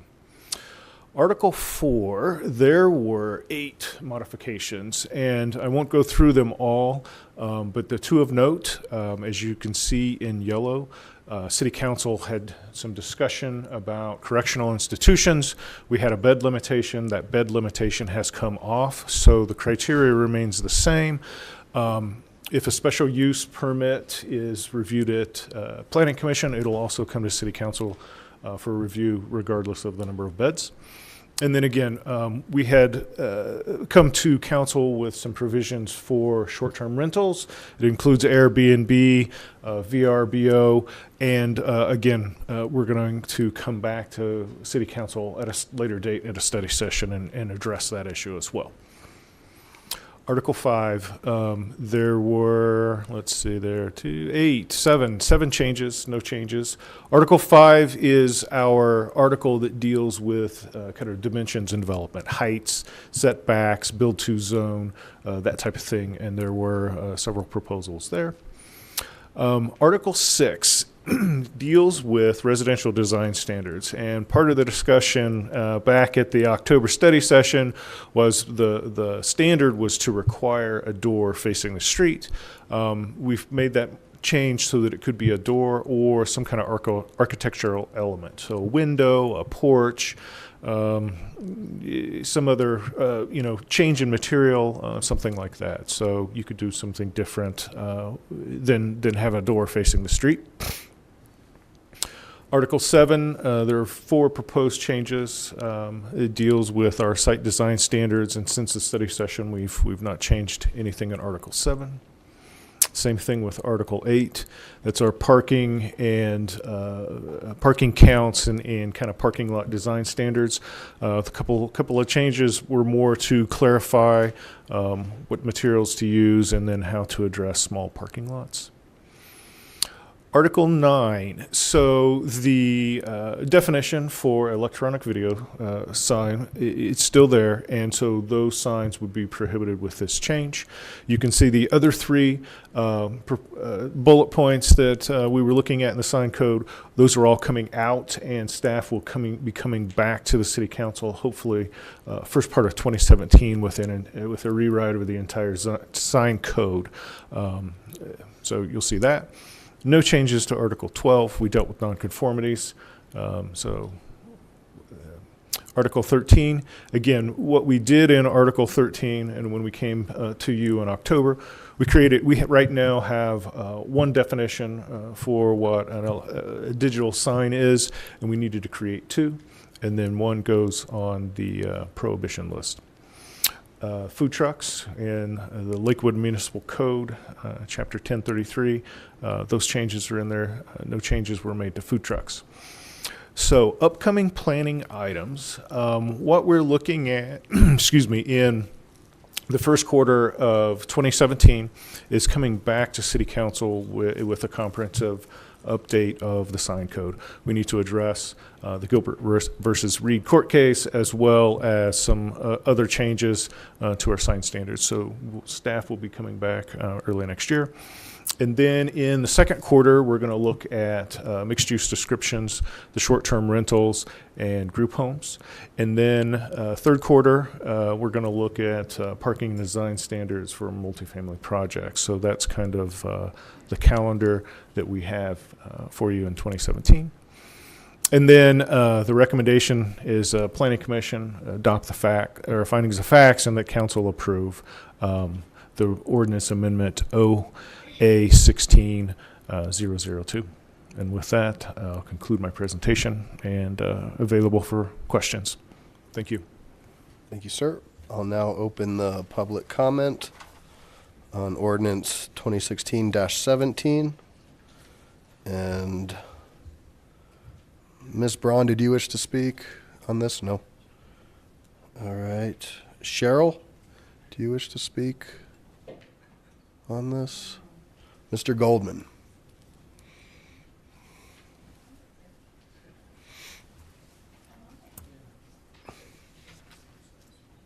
Mr. Cox. I think we might have a couple of different lists. I think the one for this ordinance begins with Ms. Duffy's name and then Ms. Dunn. Yeah, I went bottom up. You did? Yeah, thank you. Good. Thank you. Mr. Goldman, you're up.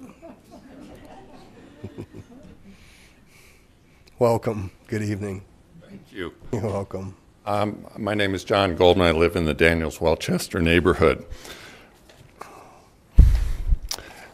As we know, the neighborhoods throughout the metro area are under a great deal of stress.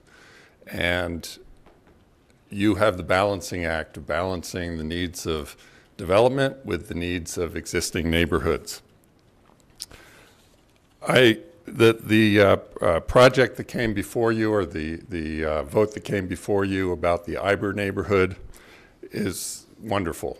I mean, that's a tremendous project. And one of the comments that was made in the staff report on that was that it adds strength to a stable neighborhood.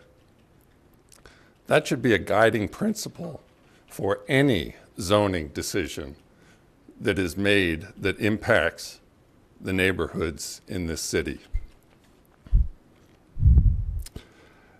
In terms of the specific proposal that's in front of you, there are a lot of good things in it, and there's some things that remain troublesome. But of course, everything's a balance.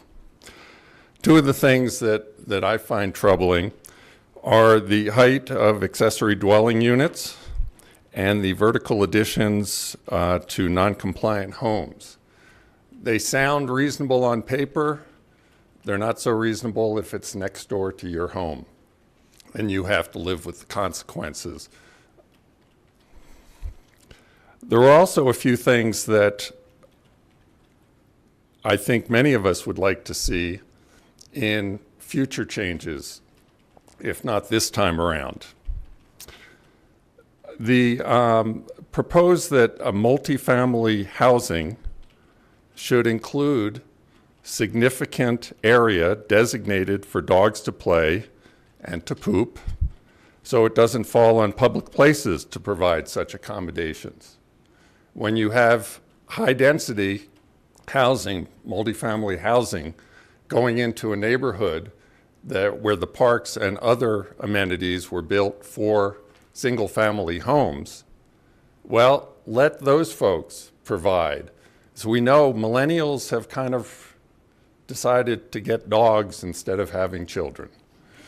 And so these multifamily residences, multifamily buildings are going to have a lot more dogs. Let them take care of it instead of putting that pressure on the local neighborhoods. In fact, it should be similar to the parking regulations. You require a certain number of parking spaces. Don't know why you shouldn't allow for a certain amount of space for dogs to do their business. Also, with annexations, a concern is that, well, comprehensive plan is considered when you zone, but when you annex and zone with that primary zoning that first time, I think you should take into account what the zoning, what the comprehensive plan is for the jurisdiction that currently has that piece of property. Otherwise, you're going, people have built their homes and done their thing based on that comprehensive plan for, let's say, Jeffco. It now moves into Lakewood, and it seems like it's the sky's the limit for the developer. Thank you very much. Thank you. Appreciate your comments. Ms. Dunn? It looks like maybe she left. Ms. Duffy? Keep you on your toes. Now I'm just speaking on behalf of Diane Duffy, 11870 West 13th Avenue. I totally commend you in the Iber neighborhood for the foresight looking at the Holland Street and rezoning that. That was a great thing tonight. Looking at the zoning code, of course, there's a lot that we'd like to see, but some of the issues I wanted to address have been removed and are on the planning. One is the Airbnbs. And I can't put this on the thing because it's got an address on it, but one of the Airbnbs, and I don't know that we have many in our neighborhood, but we have one that is a cozy 420 friendly cottage. So you can imagine what we have there. I don't spend my time looking for these on the Airbnb site. This one happens to be right next door to my 82-year-old mother. So she has plenty of time to check on her neighbors, so she was very curious about all the out-of-state cars and the parties in the backyard where they have a hot tub and a greenhouse. So you can imagine what we're dealing with there. I just want to bring that to your attention so when it comes up again. The other issue I wanted to bring to your attention is the parking. 0.75 spaces per unit for the apartment buildings is just not enough. We're dealing with that in the neighborhoods, as I'm sure you guys are too in your neighborhoods, and you're hearing it from your constituents. I see that on the next year's planning. If some of the neighborhoods can be involved in those planning discussions, I'm here, but that doesn't mean the rest of the people have a chance to really come and speak. It's not always convenient for them.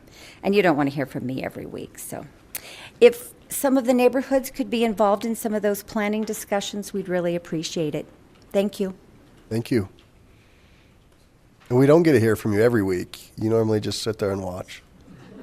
I listen. You listen. There you go.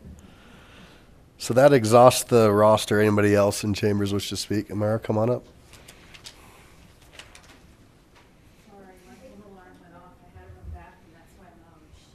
That's fine.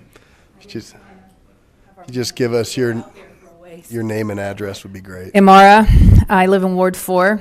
You all know me. I'm here tonight to speak on an issue in particular that you're going to vote on, the ADUs and the second story amendment to allow height in single-family residence lots. Number one, I think you're essentially turning an R1 into an R2. I mean, when you put a second story up to 30 feet tall on a single-family lot, that's what you're doing, mostly to allow additional parties to live there. You're going to put increased pressure on vehicles and parking in that same neighborhood. Noise. And I think if any one of you lives in a home where you woke up in the morning and you found your neighbor 5 foot from your borderline had put a 2-story building, you wouldn't be very happy. Your property would be instantly devalued, and you'd probably be very miserable with the loss of either light or privacy, quiet enjoyment of your investment. The problem I have with the way this ordinance or amendment is written is that it's a carte blanche. It is not where it might be appropriate or applicable. So, while I would urge you to vote no, because this further addresses all of our concerns about the density and there's only so many sardines you can smash into a can before the product loses its entire value. And that's what we're talking about doing if you visualize what several neighbors in a neighborhood might do, or even one. So if you're not going to vote against it, I at least propose some modification of the wording to the end of the sentence. And that modification would be on properties 2 acres or larger, or residential properties that are not adjacent to any other residential properties. And I think if you think about that and how that might limit it, it would protect against the issues that I and many people are concerned about, but still allow for this on properties that are large and appropriate or don't abut other residences. So if a neighbor isn't going to respect their neighborhood, I urge you to, with putting a limit in the wording of this, if you're going to vote for it. Thank you. Thank you. Any questions? No, we're not going to take questions. Thank you, though. Next, please. Certainly. Terry Weaver, 1100 Urban. You mentioned real quick in this thing that they were talking about side driveways and no longer allowing gravel. What do you mean by that? Gravel is a very vague term. We'll get an answer after public comment on the gravel. Because, I mean, I already know the city is violating certain facets of Colorado Department of Health in your erosion control that you're supposed to be following because you're allowing recycled concrete to be used as tracking pads. And I'm afraid that if people start doing this as an improved surface, this has been banned by the Colorado Department of Public Health for over 5 years, and you guys are still allowing it as a tracking facility. And if people start doing this in driveways, the runoff from crushed concrete or recycled concrete that's not covered is just ungodly as far as what it does to the streams. Okay. Thank you, Mr. Weaver. We'll have that circle back. Good evening. If you could state your name and address, that'd be great. Hi, Lynn Judson, 1805 South Van Gordon Street, Lakewood, Colorado. I just wanted to ask, do we have any density limits right now on mixed use or multifamily zoning? Do we have any density limits? We'll get back. If that's your only question, we'll circle back. Yeah, I would like to suggest that because I know that,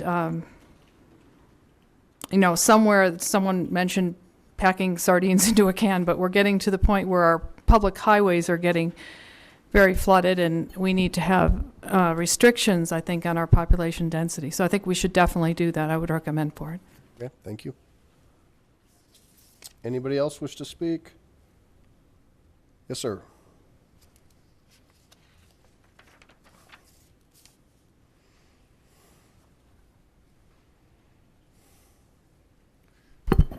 Dave Johnson again.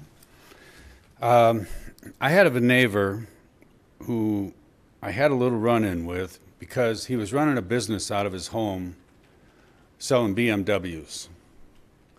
And I told him, this is a neighborhood where you have children and whatnot, and for you to be running a business like this, and he had no less than 9 vehicles either in his driveway or on the street.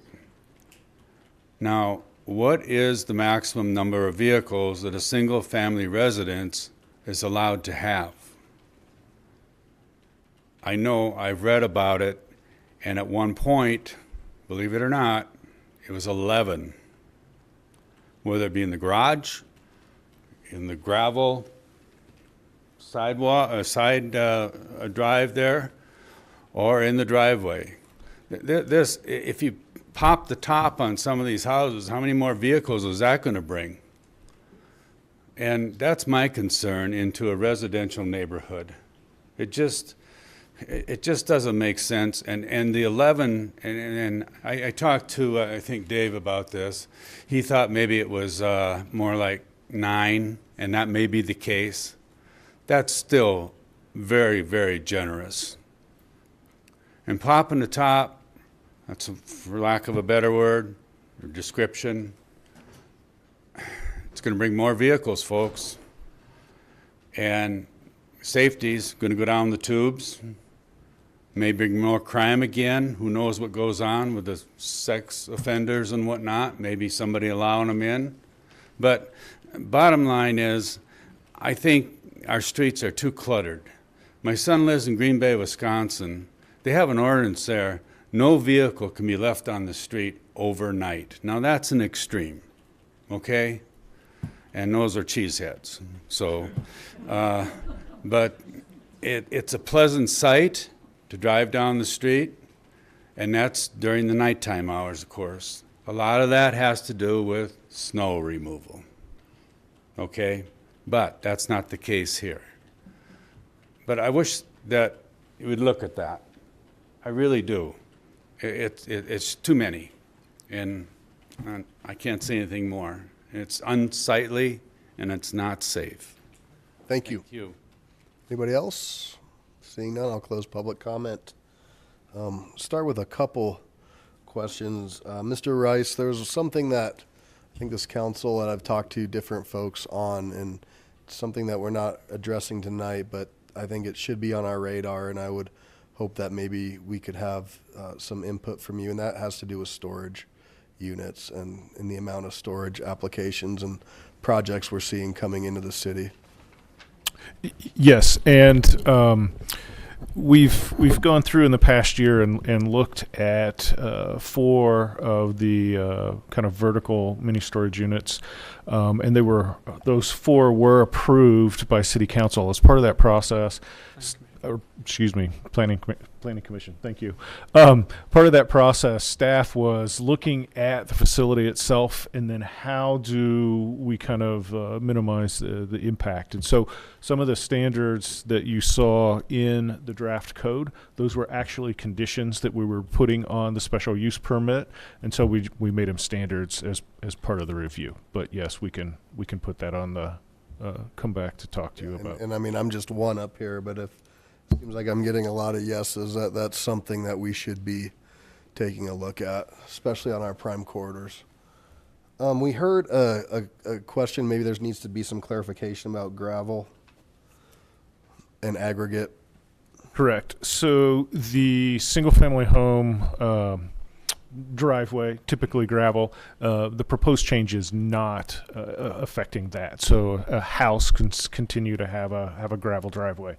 What it is in the ordinance where we deal with paving surfaces that should be asphalt, multifamily parking lots, commercial parking lots, office parking lots, there's a statement that says gravel is not an acceptable material, so you have to hard surface it.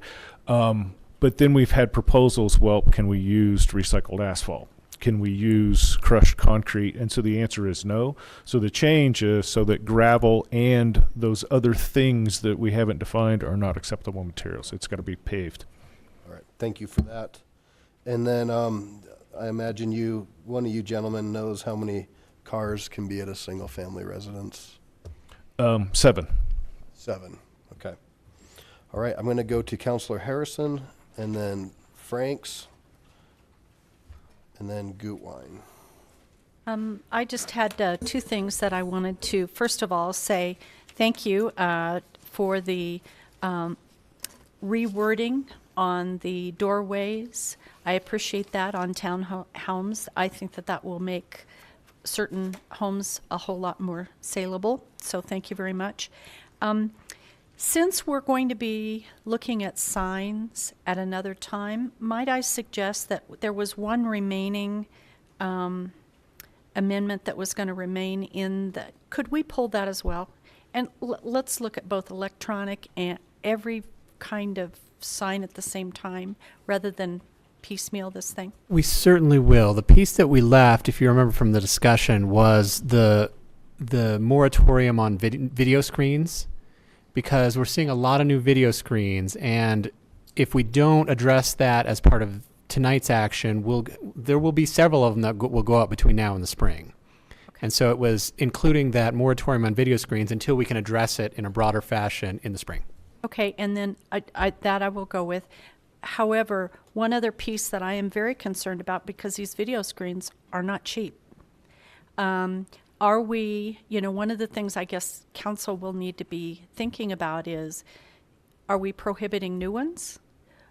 Or are we trying to go back to existing and telling them that they can't? I'm not going to support that. Like everything else with zoning, things that are existing are grandfathered. Okay, so it would just be new video screens. Correct. Okay, thank you. Thank you. And yeah, and I want to try and keep, for this round for sure, keep focused on what we have before us tonight. And if we have any other questions beyond that, we can circle back. Councilor Franks? All right, what I want to revisit is the height of the accessory dwelling units. If you remember back multiple weeks ago, I kind of talked about when I was out campaigning and folks who were maybe on the high side of the hill, the folks that are on the downhill side built something to where they completely obliterated all of their views, and basically their property value plummeted, and certainly their enjoyment of their property. I'm very uncomfortable with this encroachment of not only increasing the density, but conditions changing in such a way that we're not kind of managing that quality of life. And so I thought we had a couple good suggestions. I'm not sure if that's exactly what I want to make a motion on or where I want to land, but really wanted to open that up to kind of some options of what we can see to be done there, because it just seems to me that once we allow this, popping those up there, we're just going to end up with the increased density that many folks spoke tonight about not wanting, but we're also going to erode quality of life, views, and those types of things where people move to the city for. So I'd like to kind of open that up for some further discussion. And with that, I think that maybe there were some other council members that want to talk specific to ADUs. And if that's the case, I have everybody written down. If you want to blink your light, if you want to talk ADUs, that'll help me. Councilor Coop, Abel and Gutwein. I have questions. I spoke with Travis Parker earlier today about ADUs, and there was, this kind of came up at the last moment. There was the language in here which stated it was permitted in any property 9,000 square feet and above. Now, back in 2012, when all this was being talked about, it is my recollection that this was tied to a zoning classification, R19 and up. So I would just like to ask, going forward, not at this time, but going forward, if more research could be done to how it got to 9,000 square foot regardless of zoning, to be addressed at a future time. Is that okay? Thank you. Councilor Abel, Gutwein, Johnson.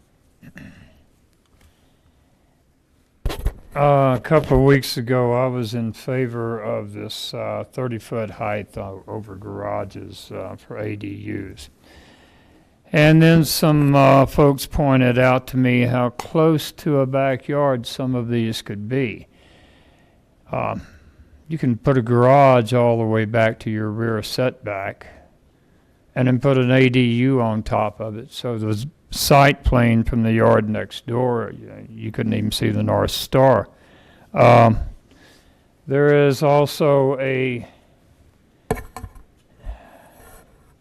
tonight's discussion, there's a map about corner lots and 2 fronts and no rear setback anymore, only a side setback.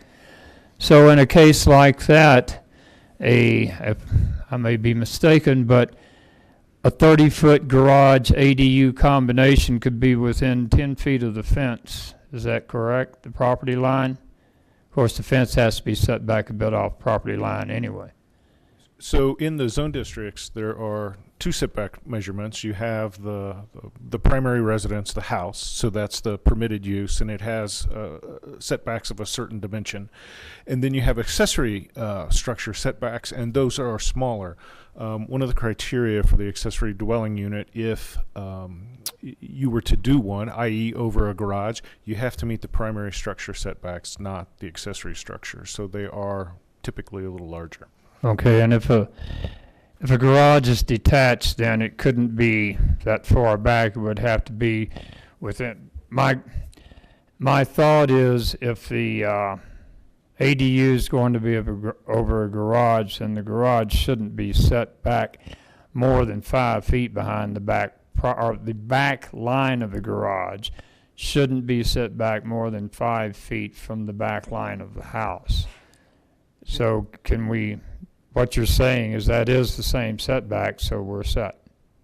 So it wouldn't necessarily limit it to 5 feet, but depending on what zone district you're in, it's probably going to be set back at least 15 and maybe up to 20 from the rear property line.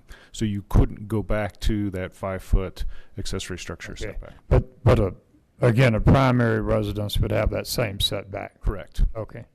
And if it's detached to the side, same thing. Same thing. Thank you.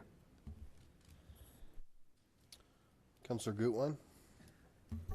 I had similar questions. I just wanted to go over again when I remember it is that we were updating it so that the ADU could have the same height as the primary residence, and it had to be attached. So it couldn't be a secondary, an ADU, a detached ADU. That would be 30 feet. Right? If an ADU is in your home, it could have the same height, which is typically 35 feet. So the proposal, when we were looking at detached ADUs, i.e. over a garage, the garage accessory structure maximum height is 20 feet. And so you couldn't necessarily do a garage with an ADU over it. So if you were to do a detached garage, the extra 10 feet would get you an accessory dwelling unit above your garage. So it's for detached garages with an accessory dwelling unit. Okay, thank you. Subject to the setbacks that Councilor Abel was correct discussing. All right. Mayor Pro Tem Johnson? Thank you. I too have a question about ADUs. I believe that they are still a use by right, which means you can put them in without going through the Planning Commission. Is that right? Correct. Okay. A couple things here. Regarding parking standards, we are going to cover that at another time. Is that right? Regarding the 0.75? Yes. Okay. And language regarding group homes, we'll be discussing at a later time? Correct. Okay. So then everything that's in place stays in place with this. Okay.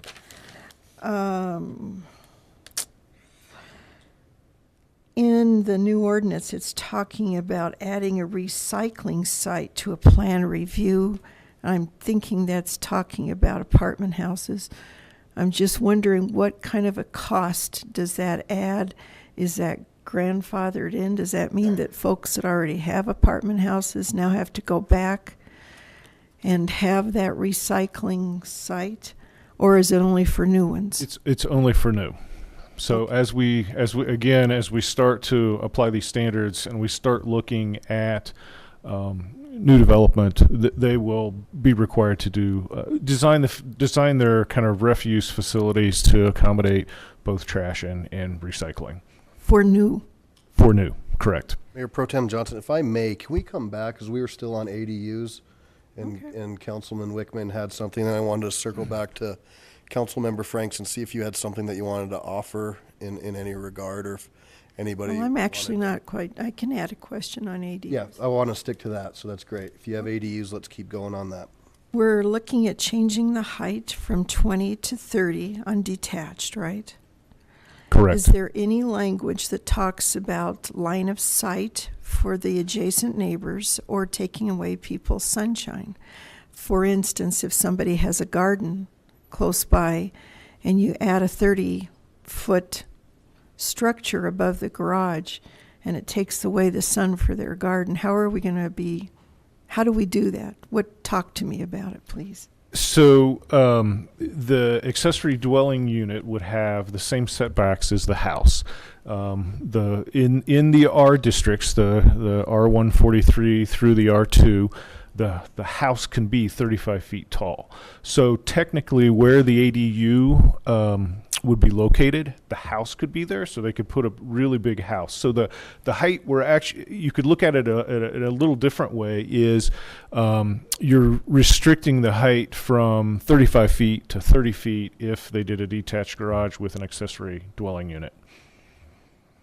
So you could, where the accessory dwelling unit is located, I wish I could draw you a picture. You're effectively bringing the height down 5 feet for a detached garage. But it's detached. What we're seeing under the current system is by attaching it, they can make it 35 feet. So we're providing another opportunity at a lower height so that they don't have to build a false attachment. Because the way our code is now, you can have a home up to 35 feet within these setbacks. And if their garage is within those setbacks, they can go to 35 feet by attaching the garage to the house. So we're saying we'll let you go to 35 feet, but you don't have to attach the garage to the house. 30 feet. But it still follows the same setbacks as a house. It's no closer to the lot lines than the full house could be.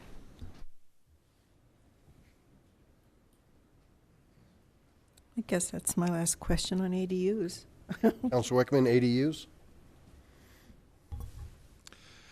When we did the citizen survey the other day, there was it was very clear that people felt our government is declining in its responsiveness. We're not informing people, we're not reacting, and I think tonight is a classic case. As Ramey said at the last meeting, nobody comes down here and says, I want more density. Now, I'm not going to make an absolute, maybe there's somebody out there. But anyway, the vast majority of people, not only privately, but at these meetings, every time the message is the same, we need to be reducing density. Everybody loves Lakewood, but they love the Lakewood we had now or before. And that Lakewood is going to be gone very soon if we don't do something. And we so often, this is like a penny wise, pound foolish situation where we spend all this time talking about relatively penny-ass stuff, and we're ignoring the important things about zoning. And so I would like to say, all I heard about dealing with density was that sometime in the second quarter, which I believe... Councilor Wickman, we're dealing with ADUs. Do you have a question regarding ADUs? So I would like to make a motion that we agree that we are going to discuss the matter of densities before we talk about annexing Rooney Valley.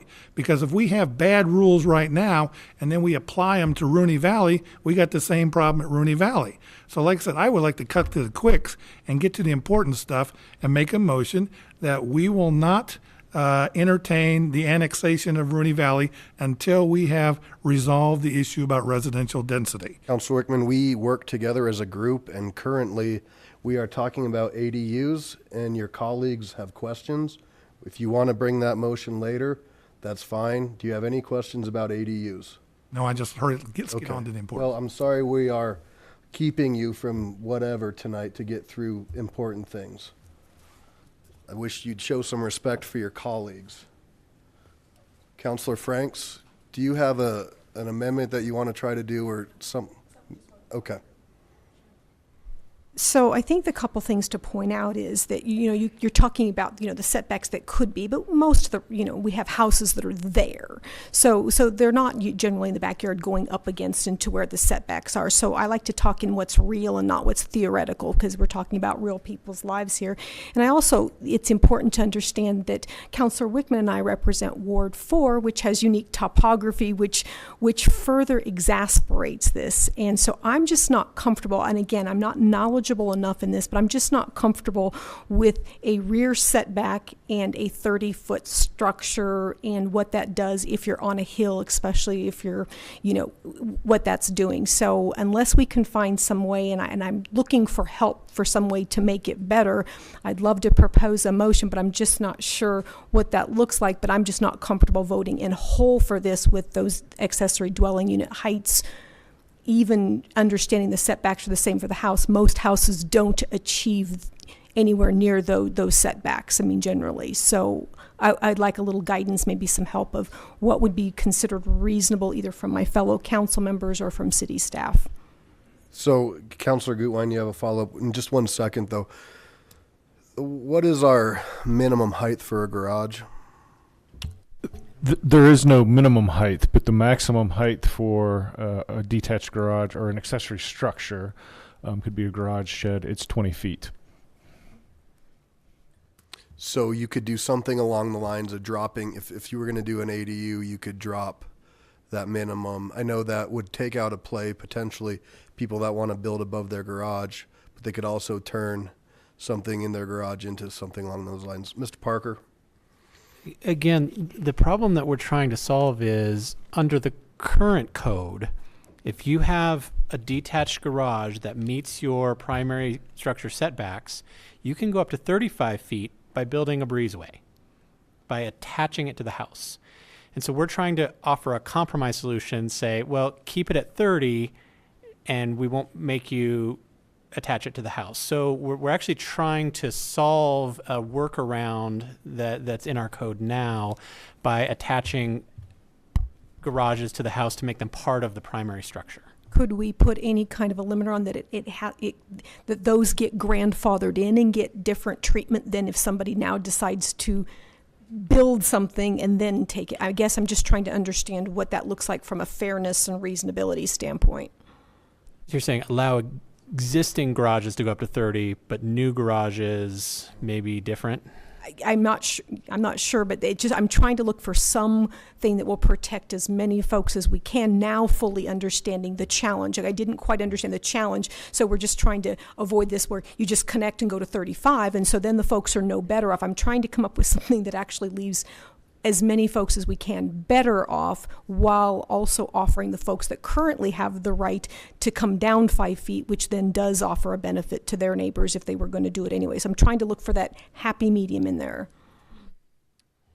And while you're thinking, Councilor Gutwein, then Councilor Harrison. I just wanted to understand how many of these are we looking at? Like, did we see a significant number of these requests in the last year, or a handful? Just some perspective. So don't quote me on this. I will need to go back and get you an exact number, but I think since 2012 we've had 5 requests for accessory dwelling units. And there's a couple of things. The water, most of the water sewer districts are requiring a separate tap and can run tens of thousands of dollars. So just to build one of these, you really have to want to do it and be able to financially afford it. So there has not been a rush. We haven't doubled density in neighborhoods. But in kind of discussions with staff, I remember that number coming up. It could be a few more, it could be a few less, but I will get you an exact That's really figure. helpful. And did we so those 5, they were proposed, or they actually, or, around 5, they were proposed and happened? Correct. And did we hear from a significant number of people, of neighbors that lost views and this kind of thing? Not from those 5. Typically, if we were to hear complaints, it's somebody living in a garage or something else. But the accessory dwelling units, we haven't, I'm not aware of any code issues or complaints for the ones that were actually built. Okay, thank you. Councillor Harrison and then Councillor Abel. Thank you. Dana asked a couple of the questions. How many? So thank you.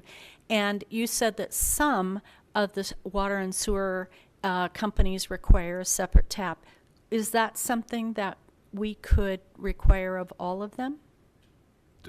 Not unless it was within the Lakewood sewer utility. So the water and sewer districts all have their own regulations, different regulations, and so they're kind of quasi-public entities that regulate themselves. So we could not require that of them. But since 2012, which is 5 years, you've had 5 units, correct? Roughly. Roughly, that have been this above the garage unit, or ADUs altogether? ADUs altogether. I would have to go back and get. I know the first one that came in, the family was building a new home, and they actually put it in the basement to move the mother-in-law into that. So that was the first one we had, and then I'd have to look through the permits to see where the other ones were, if they were above a garage or part of the house. So council, just as a question, I understand we're talking about views and everything else, but when we talk about 4 in 5 years, and with the requirement of the water and the sewer tap in a lot of them, I won't say all of them, I wonder if we're kind of focusing on a really minor risk. I understand if you're living right next to them, it may seem like a major risk, but our job is to think of a lot of people, not just one. Thank you. Councillor Abel. I think our job is to think about everybody and mitigate where we can. I'm wondering if, as far as Councilman Frank's question goes, that we might be able to form to structure something along the lines of average grade, where the topography could make a ADU just loom over somebody's property. That maybe we look at how tall it is above average grade or highest grade, something like that. There are 2 of these, one being built now in Ward 1 and one that's been built in Ward 1, and I had complaints about both. So Ramey has had complaints about at least one of them. So I think that's the nature of the beast. You're going to have complaints, but I do think we need to take those complaints into consideration. So and it does add density, and it does make an R1 district an R2 district. So I can see the value of having a place for your elderly parents to stay, or your kids to stay while they're trying to get their feet on the ground, but these often become rental properties. I can't say often in Lakewood since there aren't a lot, but they become rental properties in other places. So we have to keep our eye on what we're looking for in an R1 district. So is that something that we could take a look at as far as grading goes? When we measure building height, we do actually use average grade. So they take a series of points, and we average it so that as you said, you don't necessarily get something looming over a neighbor or something. I guess maybe what we can look at is a situation where there's a great disparity between one property and another, and if we're putting a house on the uphill property, I don't know how that would work. We'll have to put some thought into that, but we can look at it. So how would May I follow up on that, though? I believe we're talking about view plane as well. We do have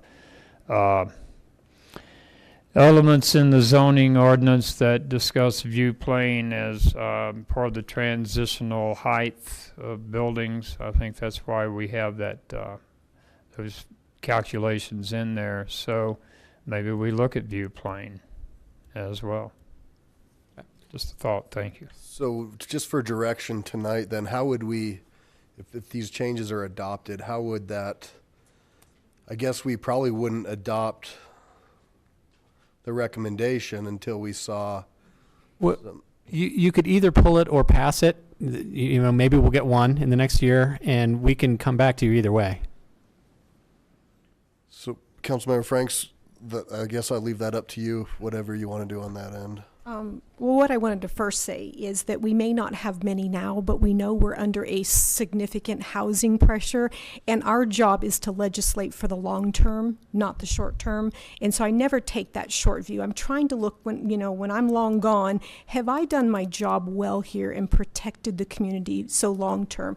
So I'm actually since we've had so few, I'm actually more comfortable pulling this piece, if the rest of the council agrees, pulling this piece and really putting it on the fast track to understand. I don't want to rob somebody of if they're in the process of wanting to do something, but I'm also very cognizant that we need to protect the folks that are here. I'd either pull it or come back with, we need to fast track a fix before we get, many more. And I'd rather not upset somebody, but somebody can put something in 35 now, so the breezeway. So I'm kind of on the fence I could live with, but I would want it to come back as a primary thing where we kind of figure out what does that mean for areas of town that have different topography. What does that mean? Give people some visuals so they can see what different properties around the city would be impacted, to also help our constituents get comfortable with the fact that as we have these growth pressures, how are we proactively looking to the future to address them?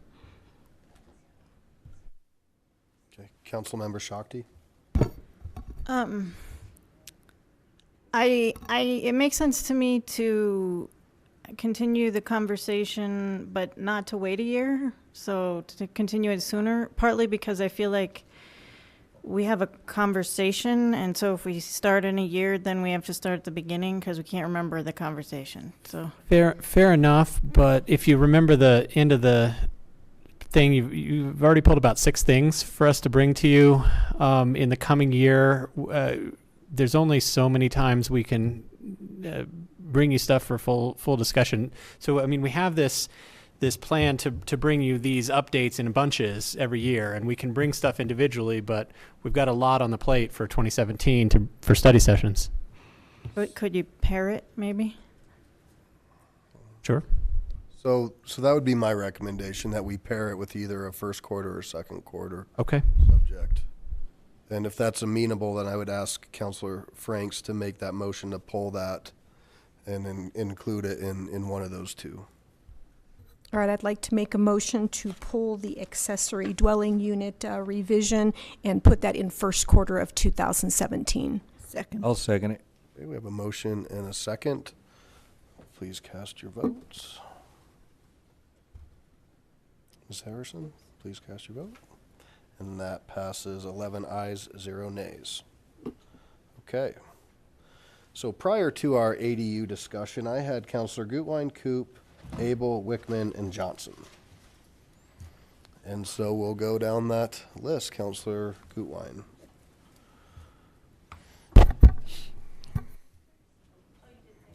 Sorry about that. Okay. Just one thing about the last part of the discussion. I think it would be helpful if we could also educate ourselves on the cost of senior housing, because that's something that I hear a lot from our constituents as well. And I want to make sure that we're also taking that long-term view of our senior constituents who are having a hard time finding housing. And then I think the gentleman's still here. Now, switching gears here, I really enjoyed your comment about millennials getting dogs instead of kids. I am technically a millennial, and I have 2 dogs and 2 kids. But we also love chickens, the food trucks, and the recycling, which are all also in this set of zoning issues, so I'm excited about these and also the continued discussion as a community about some of the other issues as well. Thank you. And Councilor Gutwein, the senior, I think that's going to be one of the components of the housing study to help us understand some of our senior needs and what we're seeing as far as housing prices and availability for our senior population. Councilor Coop. Just like the clarification on the video signs, and we talked about a moratorium, and I'm concerned how that is going to look coming back. Because right here, the way this is worded here, it's just, they're gone. And the idea was, I think that, I know that there was concern, but that we wanted more information about what the concerns were, and is there a way to mitigate those concerns rather than just banning them? They are gone for the life of our existing Article 9, which is about 3 more months. You're going to get a brand new sign code in the spring.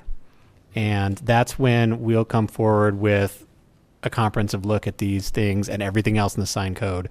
But the easiest way for us to do it between now and then was to just prohibit them for the next 3 months. Okay, so it's possible what could come back is a recommendation stating under these circumstances they could be allowed. Absolutely. Possibly. Possible. Yep. Great. I appreciate it. Thank you. And I think you were going to ban all political signs. Weren't very many laughs up here about that. Councilman Abel.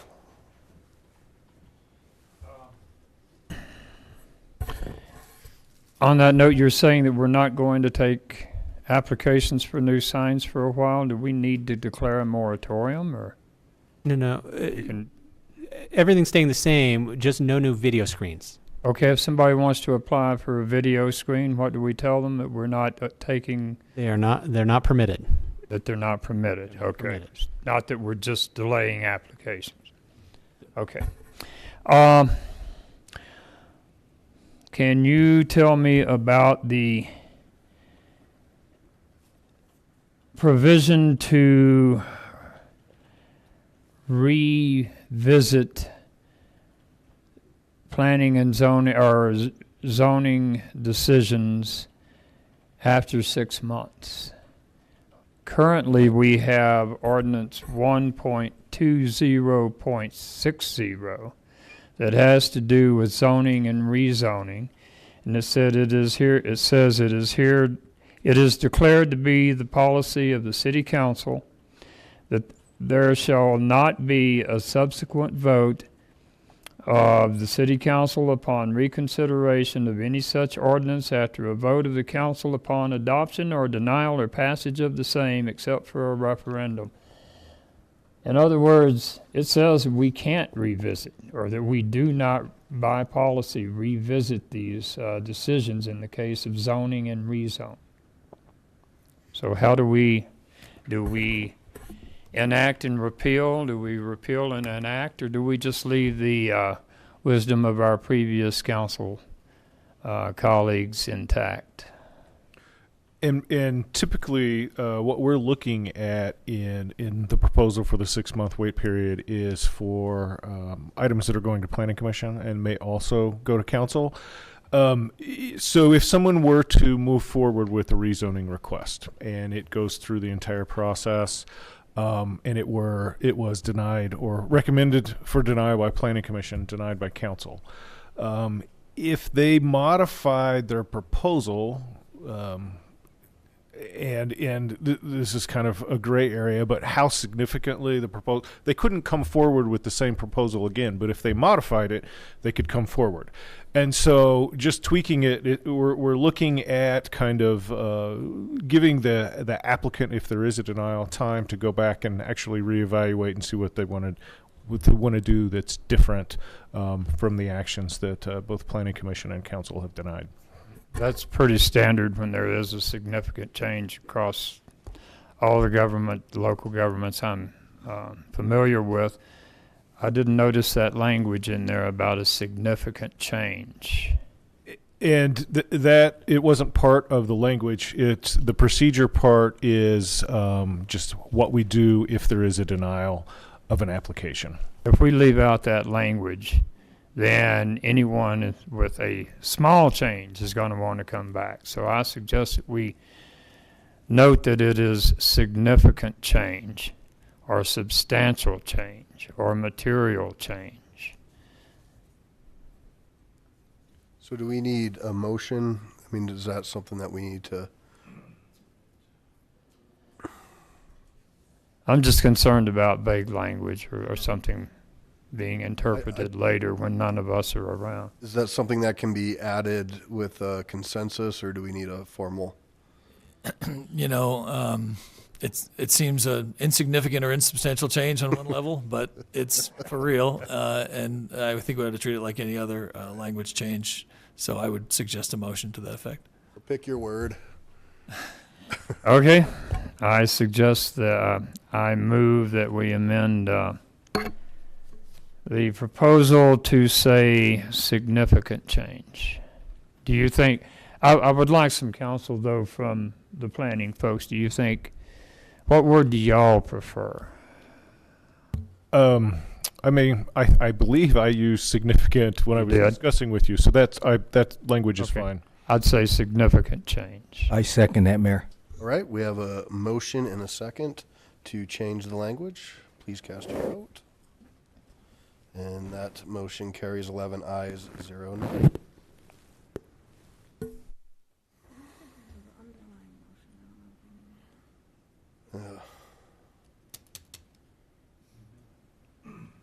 No, I think we do it. Do we have an underlying motion? Did I jump the gun?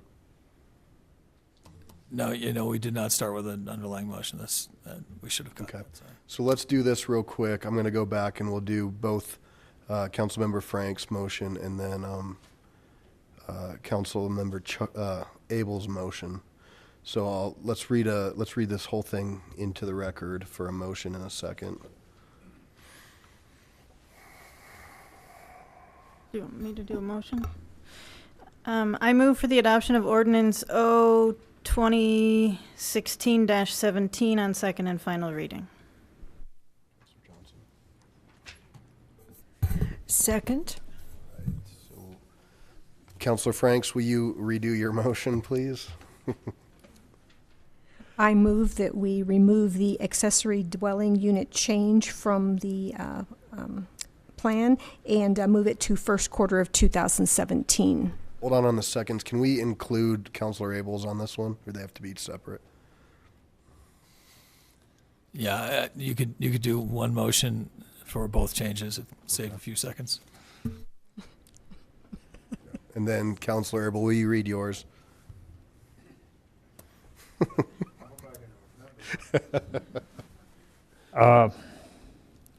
I would move for an amendment that would add the word significant change to the reconsideration language.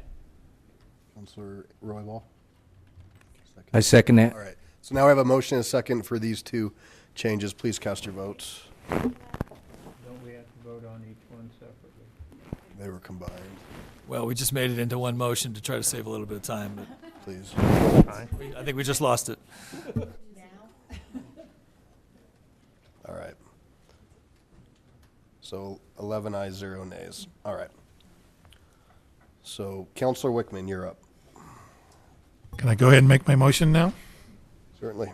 Okay, I move that we postpone action on the Rooney Valley rezoning until such time as we have completed action on dealing with residential densities in our zoning code. So I'm not going to accept that motion because that has no relevance to this ordinance before us. I think if you want to bring that under general business, you can, but there's no relevancy to this. And further, I'd like legal counsel on prejudicing a potential further action that's going to be coming before this body. Well, I didn't hear a connection to this ordinance other than the reference to density, and so I would think it's better as a standalone. I think there is some concern also about the Rooney Valley proposal, which is in the works already, and postponing that unduly.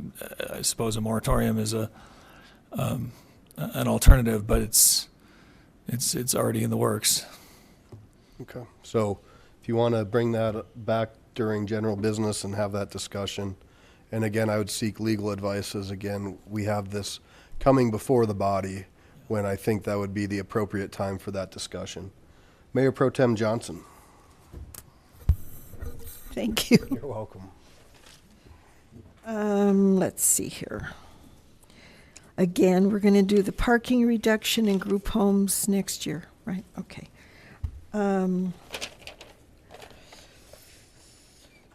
Let's see here. I just have a couple of goofy kind of things that stood out for me. So just pamper me on this, okay? I noticed that we're going to limit car washes in TODs. And do we also limit filling stations? Because what I'm finding along the TOD corridor is that people haven't given up their cars, as evidenced by the Zephyr line property there. There's still significant cars that folks have there. Please help me understand how come we're doing this. Why is the need? So fueling stations, and what we're looking at is fueling stations are already kind of limited into what zone district they, hold on, let me find it. While you're looking, maybe I can take a stab at this. I thought it's kind of along the lines of storage units in TODs and not kind of highest and best use of having car washes. Well, there's also the basic concept of our different contexts. So if you'll recall in 2012 when we redid the zoning ordinance, every zone, every mixed-use zone has been divided into different contexts based on the part of the city it's in. So we have suburban context, which is auto-oriented. And the design features of that context are around the car. On the opposite end of the spectrum, we have transit context, which is just around 3 or 4 of our light rail stations, and the design requirements of that context is pedestrian oriented. So avoid a lot of curb cuts, avoid a lot of auto and pedestrian conflicts. And then we have an urban context, which is a mix of the two.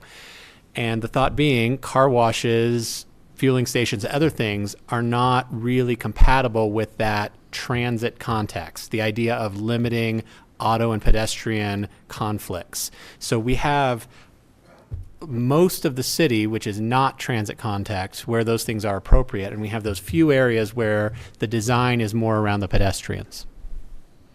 Okay, thank you.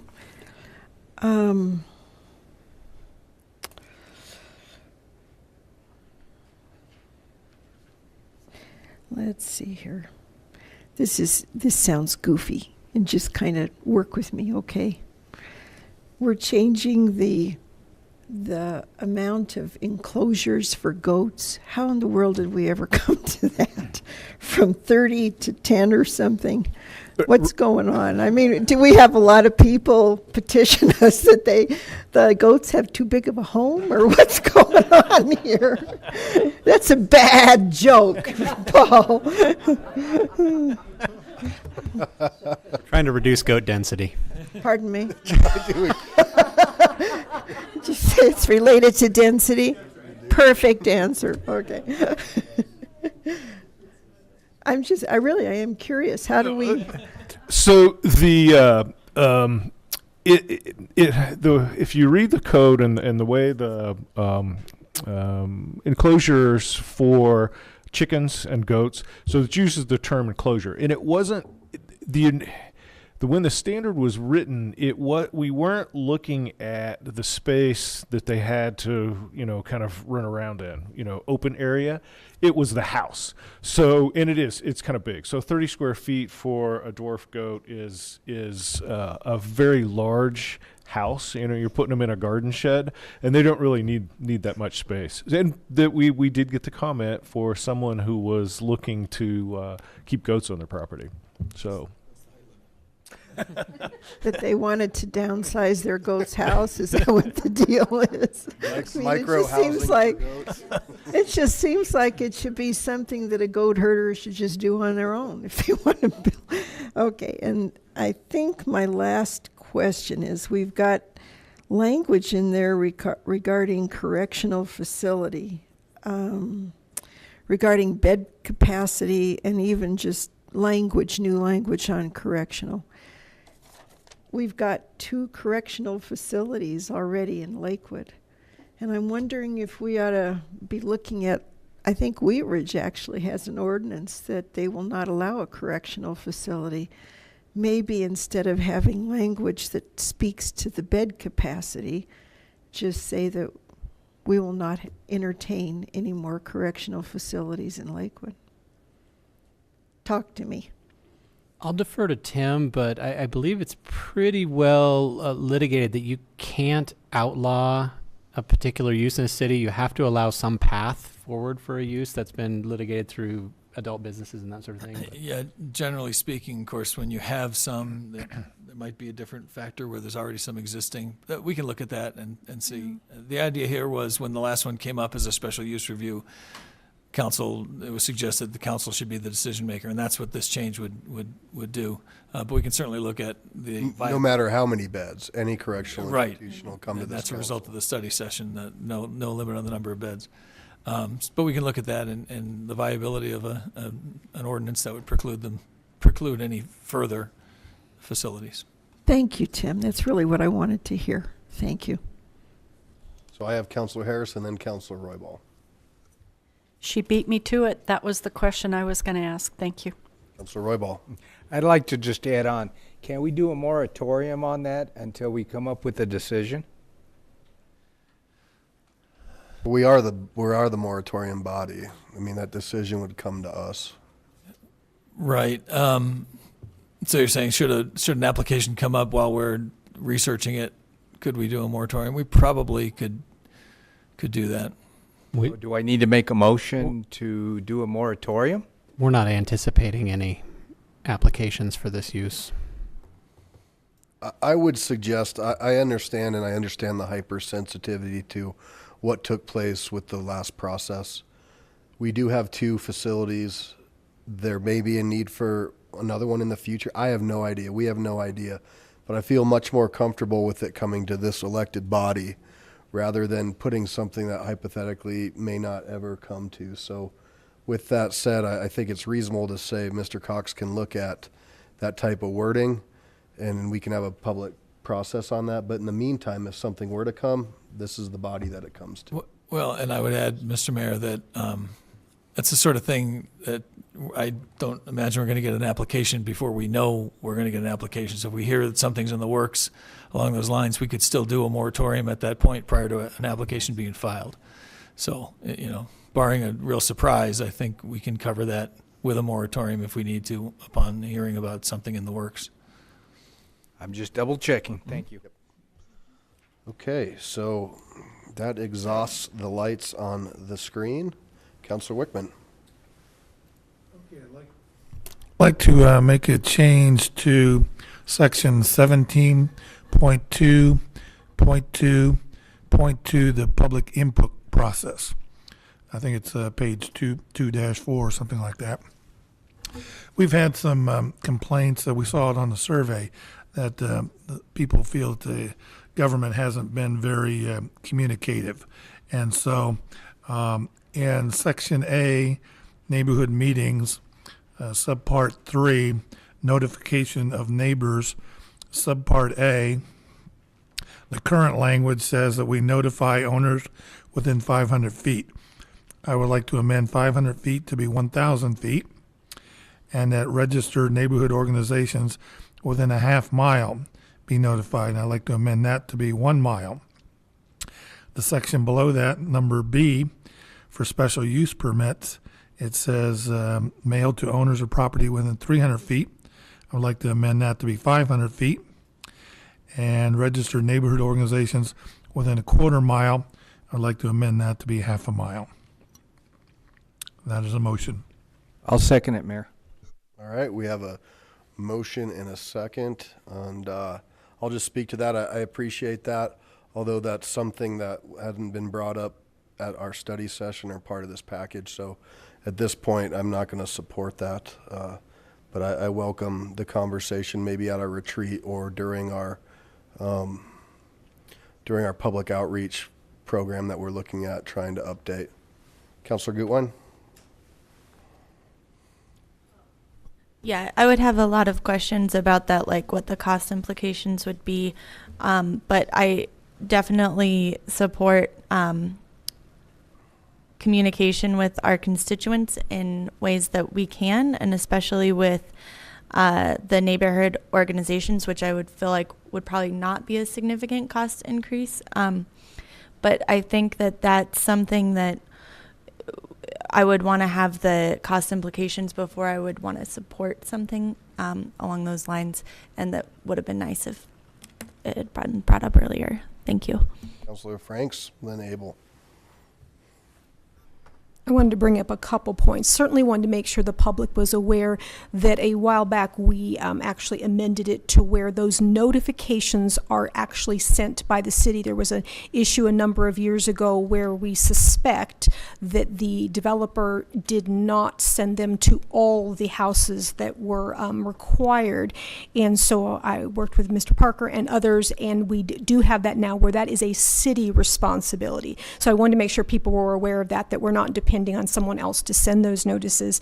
And while I generally do agree with more notification, I would want to understand those implications. So I would love to put it on our planning session, because I think we need to understand that. But I just don't want to knee jerk and go from, doubling the distance and not really understanding all what that means.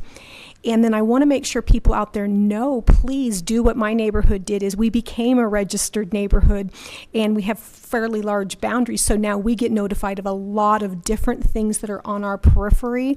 And so I would encourage you to do that as well. And that is certainly a cheaper way to kind of go about some of these things, is to become a registered neighborhood, where then you then have your own notification structure. So I think it's a great idea, but I don't know that just doubling things answers the problem we're trying to solve, and would love to add that to our retreat discussion.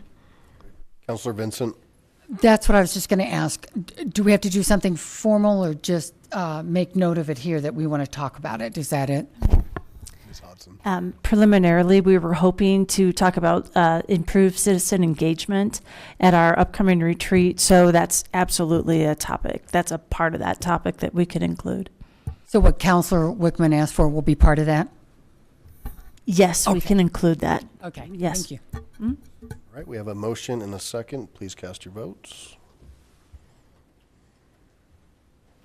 And that motion fails. 11 noes. Paul, Vincent, Roybal, Harrison, Shakti, Coop, Franks, Gutwein. 8 noes. Did I say 3? Oh, sorry. 8. All right. Anything else? All right. Seeing none, we have a motion, a second, some amendments. I appreciate everybody's work on this, and I will ask you to cast your votes for the whole thing. Yeah.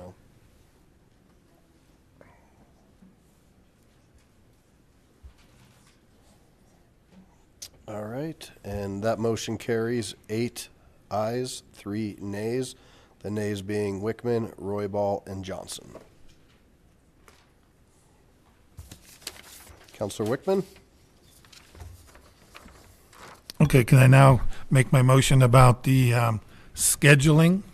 I would like to schedule a session to resolve the issue of residential densities and schedule it before we deal with the issue of Rooney Valley.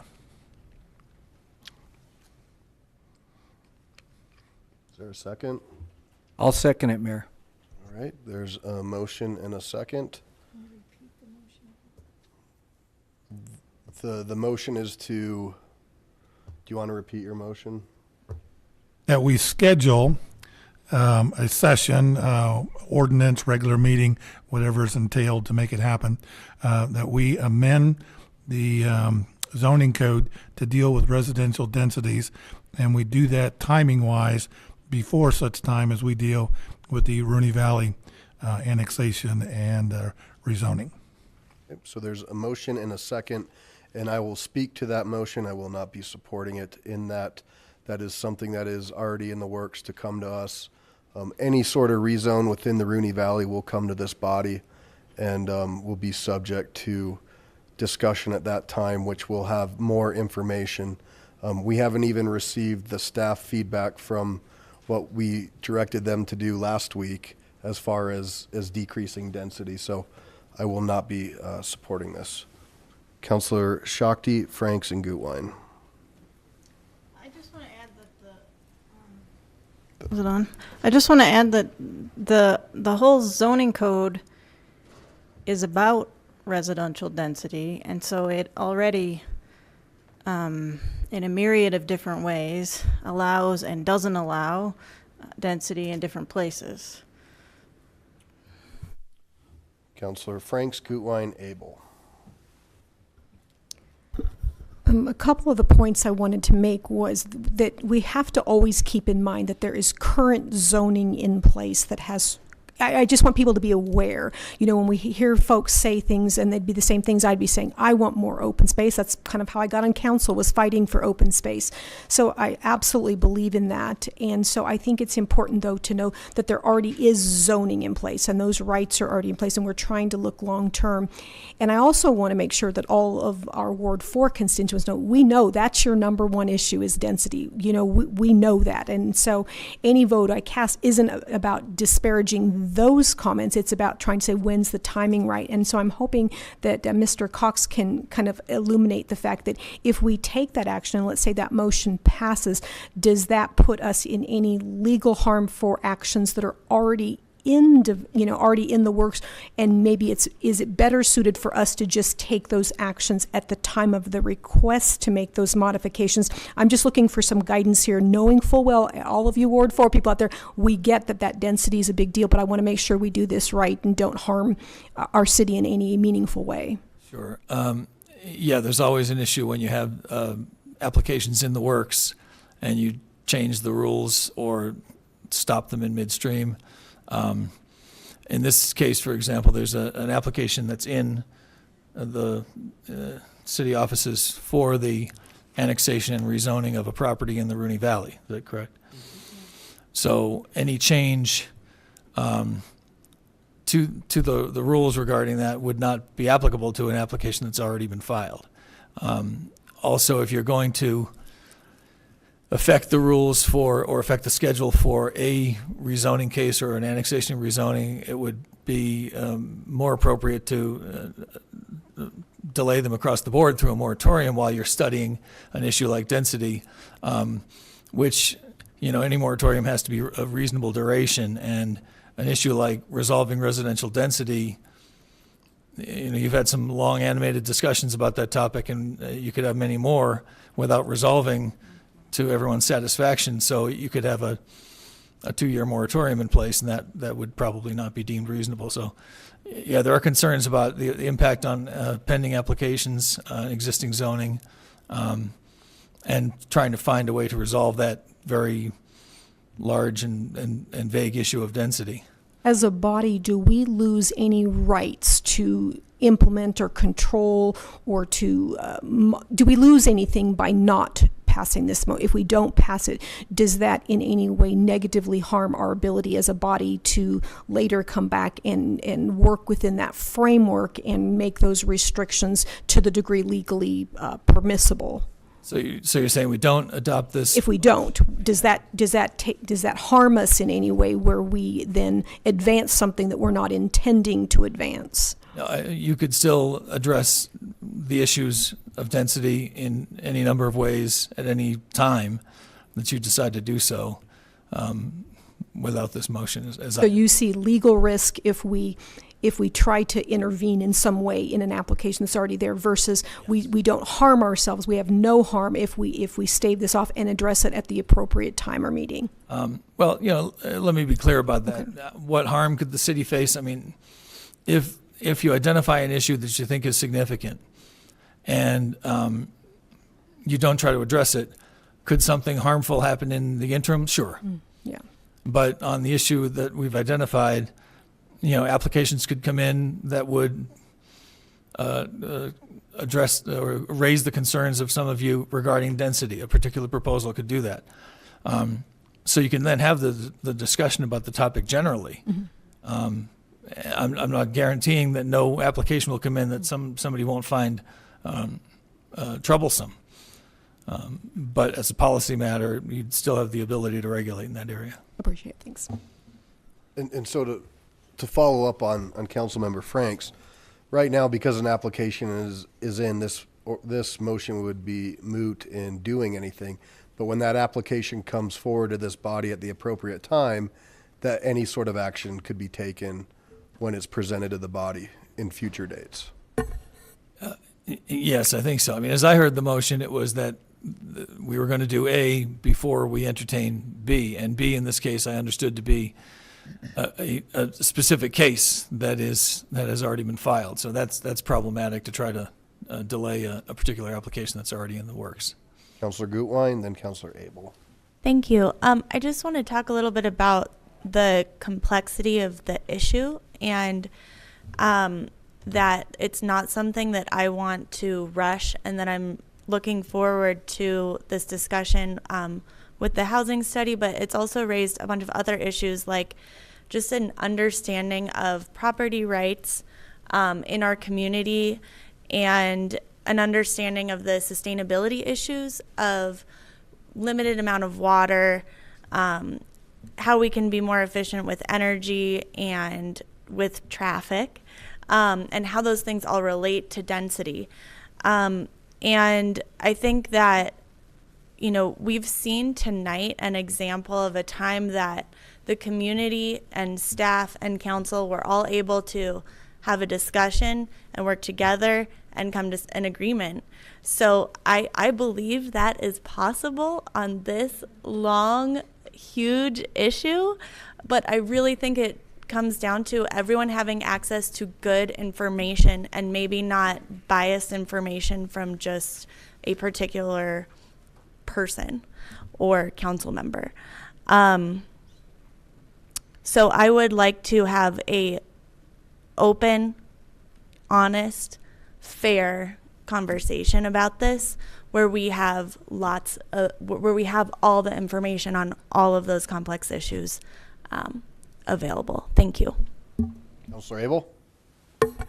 It seems to me that a lot of this density discussion will revolve around our discussion of mixed use.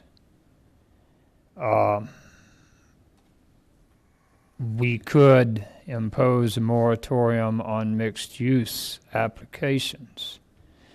And property rights, granted, are there, but they're only there if you file an application.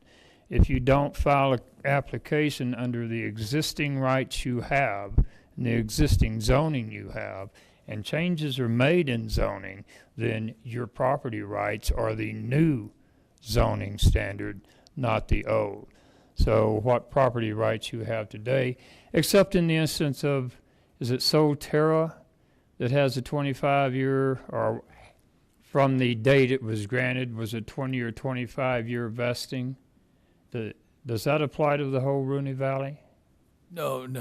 Just Solterra. Just the Solterra development, yeah. And lots of properties have vested right periods of different durations, and that's vested rights is a little different discussion, as you know, than exactly zoning. Outside those vested rights, though, what property rights you have depend on what zoning regulation is in effect at the time you apply.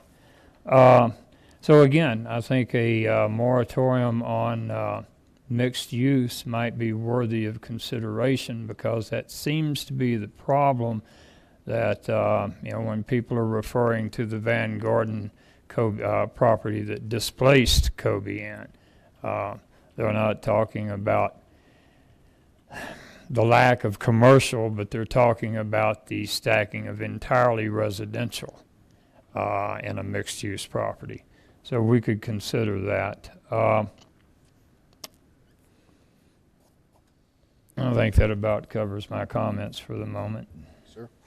Council President Shakti. I look forward to a conversation about density at the right times. I have been sort of biting my tongue while there have been comments over the last number of meetings. So I want open space. I want to see horse properties. But I also see there is value in having high density areas because transportation costs are significantly lower, because we can have less traffic on our roads, even with a growing population, which is what we're seeing. Because I have Belmar in my ward and people love it, and there's lots of great benefits that come from having a neighborhood where there are enough people to support restaurants and having a lot of facilities that you can walk to. And I was actually thinking about, there's been comments from this council about how nobody would ever want high density, and high density is sort of like tenements back in Chicago. And I was thinking high density is also like the brownstones in New York City, right? It's some really wonderful historic neighborhoods have been high density. And there was just an article in the Denver Post that Denver actually has lower density now than it did in, I think it was 1950.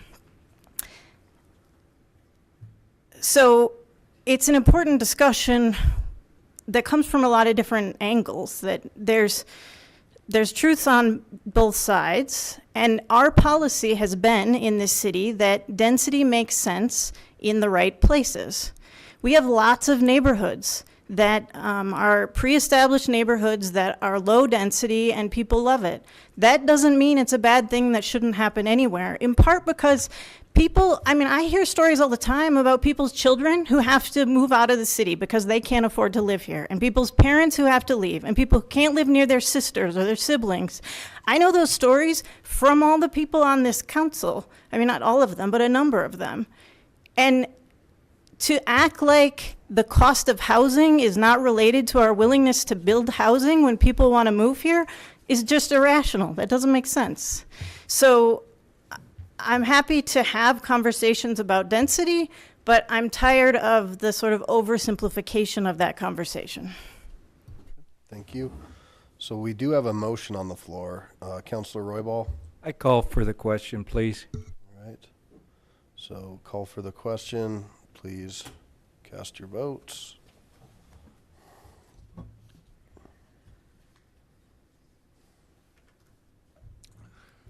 And that motion passes 6 ayes and 5 noes. The noes being Paul, Harrison, Shakti, Franks, and Gutwein. So that means that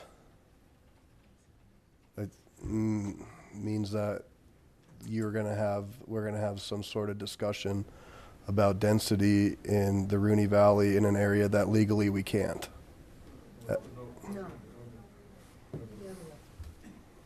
Well, then No. That's it. That was the motion that was on the floor. The rules are we have to vote on calling the question, if we call the question or not. And that's what my vote was based on. Oh, that's what, yes, that's correct. You're exactly correct. That's right. I will Vote on defer calling to the our. question. Okay, when the question is called, all it needs is a second. I don't believe it needs a vote. I think we'll be whipping out Bob's rules, but in the meantime, yeah.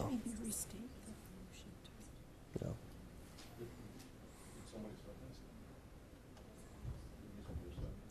Yeah, there was a motion and a second, and then Councilor Roybal called the question.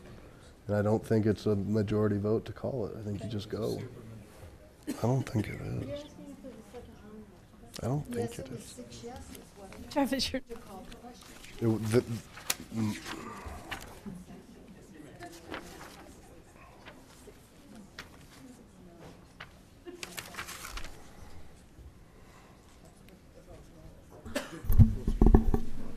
Motion, so it is a motion and a second is required. It's not debatable, 2/3 of the quorum. So it is a supermajority. Yes, to close debate or call the question, that Yep. is the requirement. Okay. So the question on the table was to call the vote, so please cast your votes. To call the question. So, we've been doing that wrong for years. It doesn't come up very often. I'm going to blame that on our previous mayor.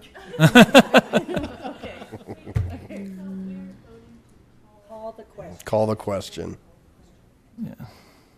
Meaning, if you vote yes, you want to move to a vote. If you vote no, you want to continue discussion on this topic. Yes. Okay. So that passes 7 ayes and 4 nays, the nays being Wickman, Coop, Franks, Gutwein. So it passes, so now we will... We need the 2/3 vote. Well, yep. Third, you need It's 8. not a supermajority. So now we can continue debating the motion on the floor. Counselor Abel. I would like to respond to what Councilwoman Shakti said. I don't believe anyone on this council has said that density means tenements. I don't think that anyone on this council has classified density as something that should occur everywhere. I believe we're all in accord on density has its place, and it has its place in Lakewood, and those places are clearly delineated. So I would rather keep the conversation on a higher level and discuss the issue as opposed to discussing what our perceptions are. And I appreciate that. Unfortunately, that has been mentioned and compared to tenements on the dais before, just for clarification. Perhaps before, but not tonight, and I don't think in my term. Okay. So, Councilor Wickman? I just wanted to clarify, there was a comment about property rights at Rooney Valley. As of right now, if Rooney Valley is not in Lakewood, Lakewood zoning does not apply to them, so therefore they don't have any Lakewood zoning property rights at this point. So, we are able, when time comes, to talk about what sort of zoning that they can have. So I just wanted to address that property rights issue. And the majority of the valley is in the city of Lakewood, with a Right. small portion. The application that was discussed that's pending is one for annexation and zoning, and it's true, it's not in the city at this time, but it is an annexation application. Okay. So I don't see anybody else wishing to speak. The motion on the floor, if you'd like to repeat it, Councilor Wickman. Probably really can't, other than the timing is that we discuss and vote on changes to the zoning rules applicable to residential zoning, residential density prior to any vote on the zoning in Rooney Valley if we do annex it. So please cast your votes. And that fails with 3 ayes, 8 nays, the nays being Paul, Vincent, Harrison, Shakti, Abel, Coop, Franks, and Gutwein. Ms. Hodson, executive report. I have Oh, some more general business, Councilman Abel. Not a complaint, but a reminder that policies and procedures requires us to vote on council officers and committee assignments the first meeting in December after our first study session, which would have been tonight.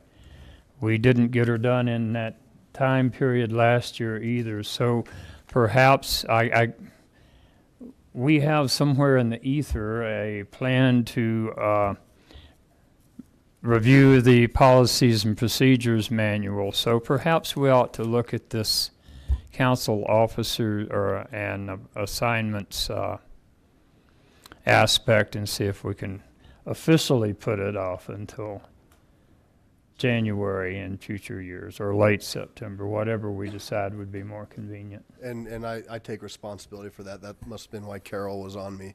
I did get those out today. I got the request to council prior to December and got the assignments out. And Thank you. Will So do we fine the mayor or fire him? which it's your pleasure. Whichever. it's your fault. Oh, boy, I got a motion. Here they come, fast and furious. So I will say that that is out, and had the opportunity to ask all the council members where they wanted to serve and try to fit that into that category. Let it be known, some council members are on 2 committees, some are on 4. Some are very busy with their day jobs, and also some of these committees take a lot of time. So I tried to balance on what their wishes were. And the recommendations for council officers for next year would be Karen Harrison for Mayor Pro Tem and Councilman Pete Roybal for Council President. Just so you know, that'll be coming out next year. And again, that wasn't criticism or a complaint. It was just. No, I appreciate it. Fix the process. We'll fix it. General business, Ms. Gutwein? I just wanted to add that I really appreciated that you took the time to talk to all of us about what we wanted to do. And yeah, thank you. Yep, thank you. Ms. Hodson?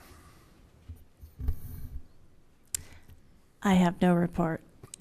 Except to extend happy holidays to all of you. Our next meeting isn't until next year. I was teasing Miss Hodson earlier this evening because 2 weeks ago she missed our meeting. She was evacuated because of the fire on Green Mountain, and our meeting was 28 minutes. And then last week our meeting was 4 hours and 8 minutes, and tonight we're going on 3 hours and 3 minutes. So I don't know what that means. We're glad you're here, and again, we're glad that everybody's safe up there. So going through reports, it was a busy weekend, and many council members were out and about. I saw them at different events. The Lakewood Symphony and the Mormon Chorale had a wonderful concert Thursday and Friday night. I was able to be a part of that Friday night. And then Saturday, we celebrated the 50th anniversary of the Alameda West Kiwanis, and I ran over to 40 West Arts for their Riot Fest, which they did a dinner party. Joe Margotti cooked some family-style Italian food.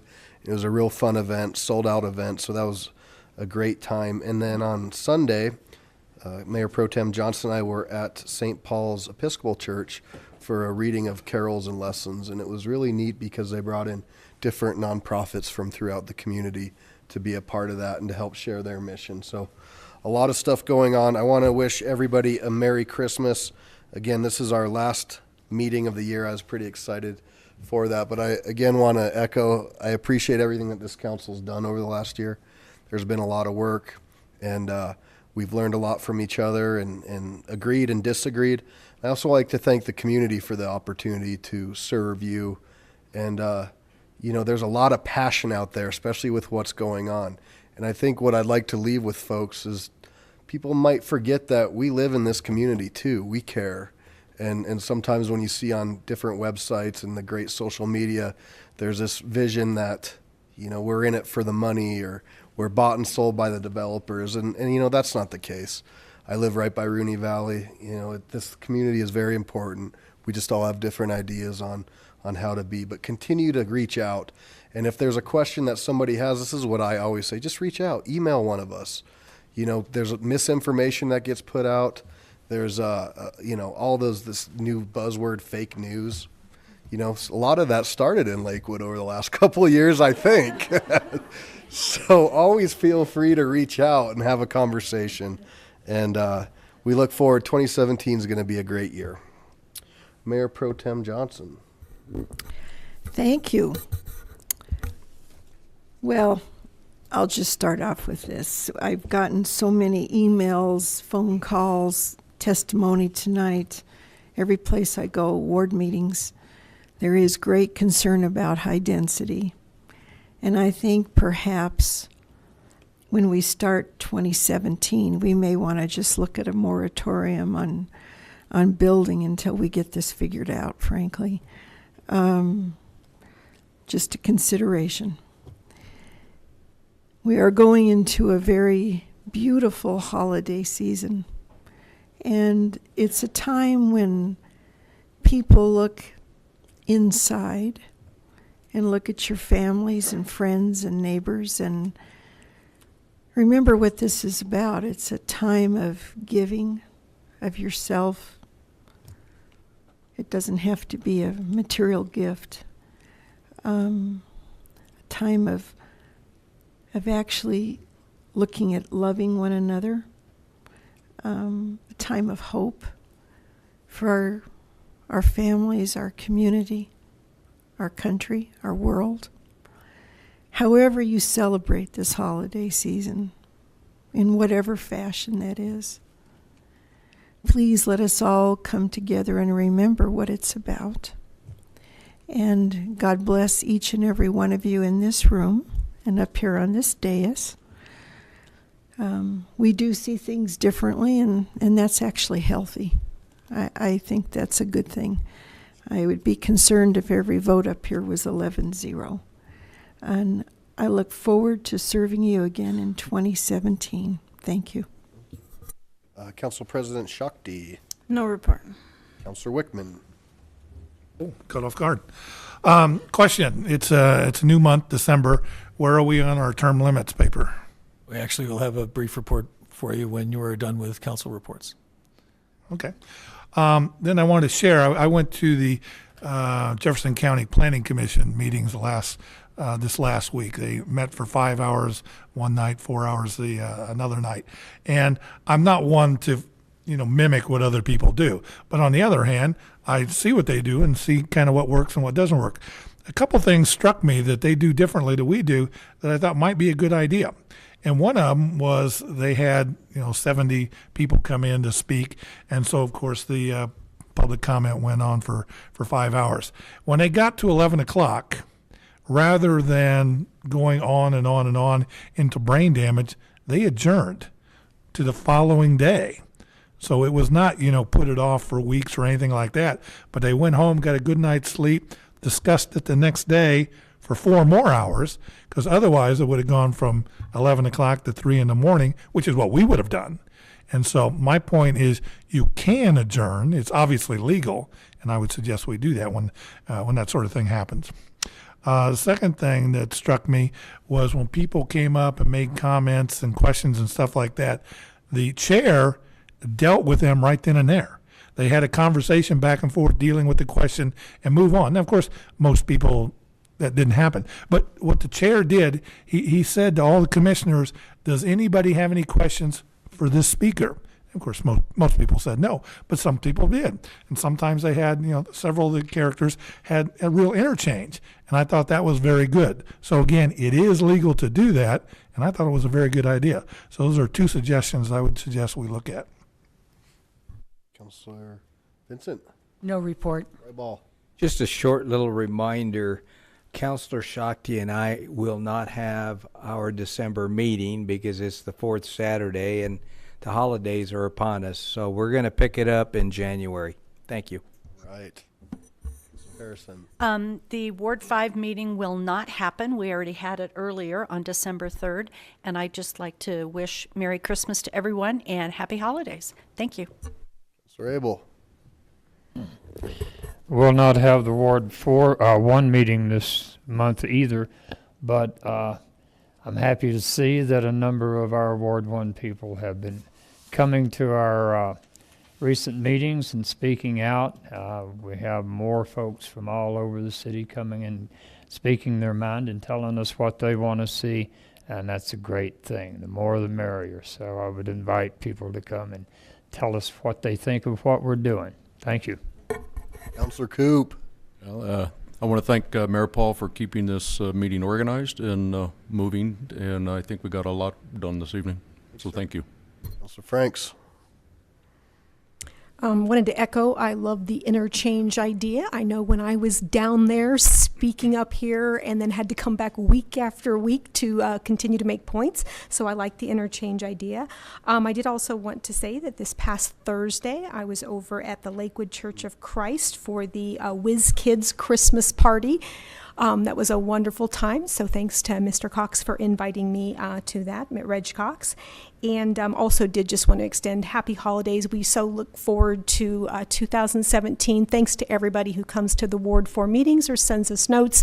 And we will have our January meeting, and we want to definitely hear from you about the Rooney Valley Master Plan. Thank you. Mr. Gutwein. Happy holidays, everyone, and thank you for an incredible year, all of you. And I look forward to 2017. Thank you. Ms. Greer. Mr. Cox. Yes, thank you. And apropos of the question from Councilor Wickman, we have received questions over the past months from at least 2 council members about how the constitutional provision on term limits would affect the election coming up next November. The more we dug into that, the more questions it generates, preliminary questions before you get to the main question, one of which is who makes the decision about how term limits affect the election. Because of all of those questions, and because there are a number of legal issues involved, we feel strongly that this should be discussed in an executive session, and we propose having one in January to talk about all of the issues related to that question and how we propose to proceed from there. Thank you. Anything else, Ms. Hodson? All right. So thank you all very much. Thank you to our agents for hanging out with us tonight. We always appreciate you. Happy holidays to you and your families as well. We will adjourn at 10:10. See you next year.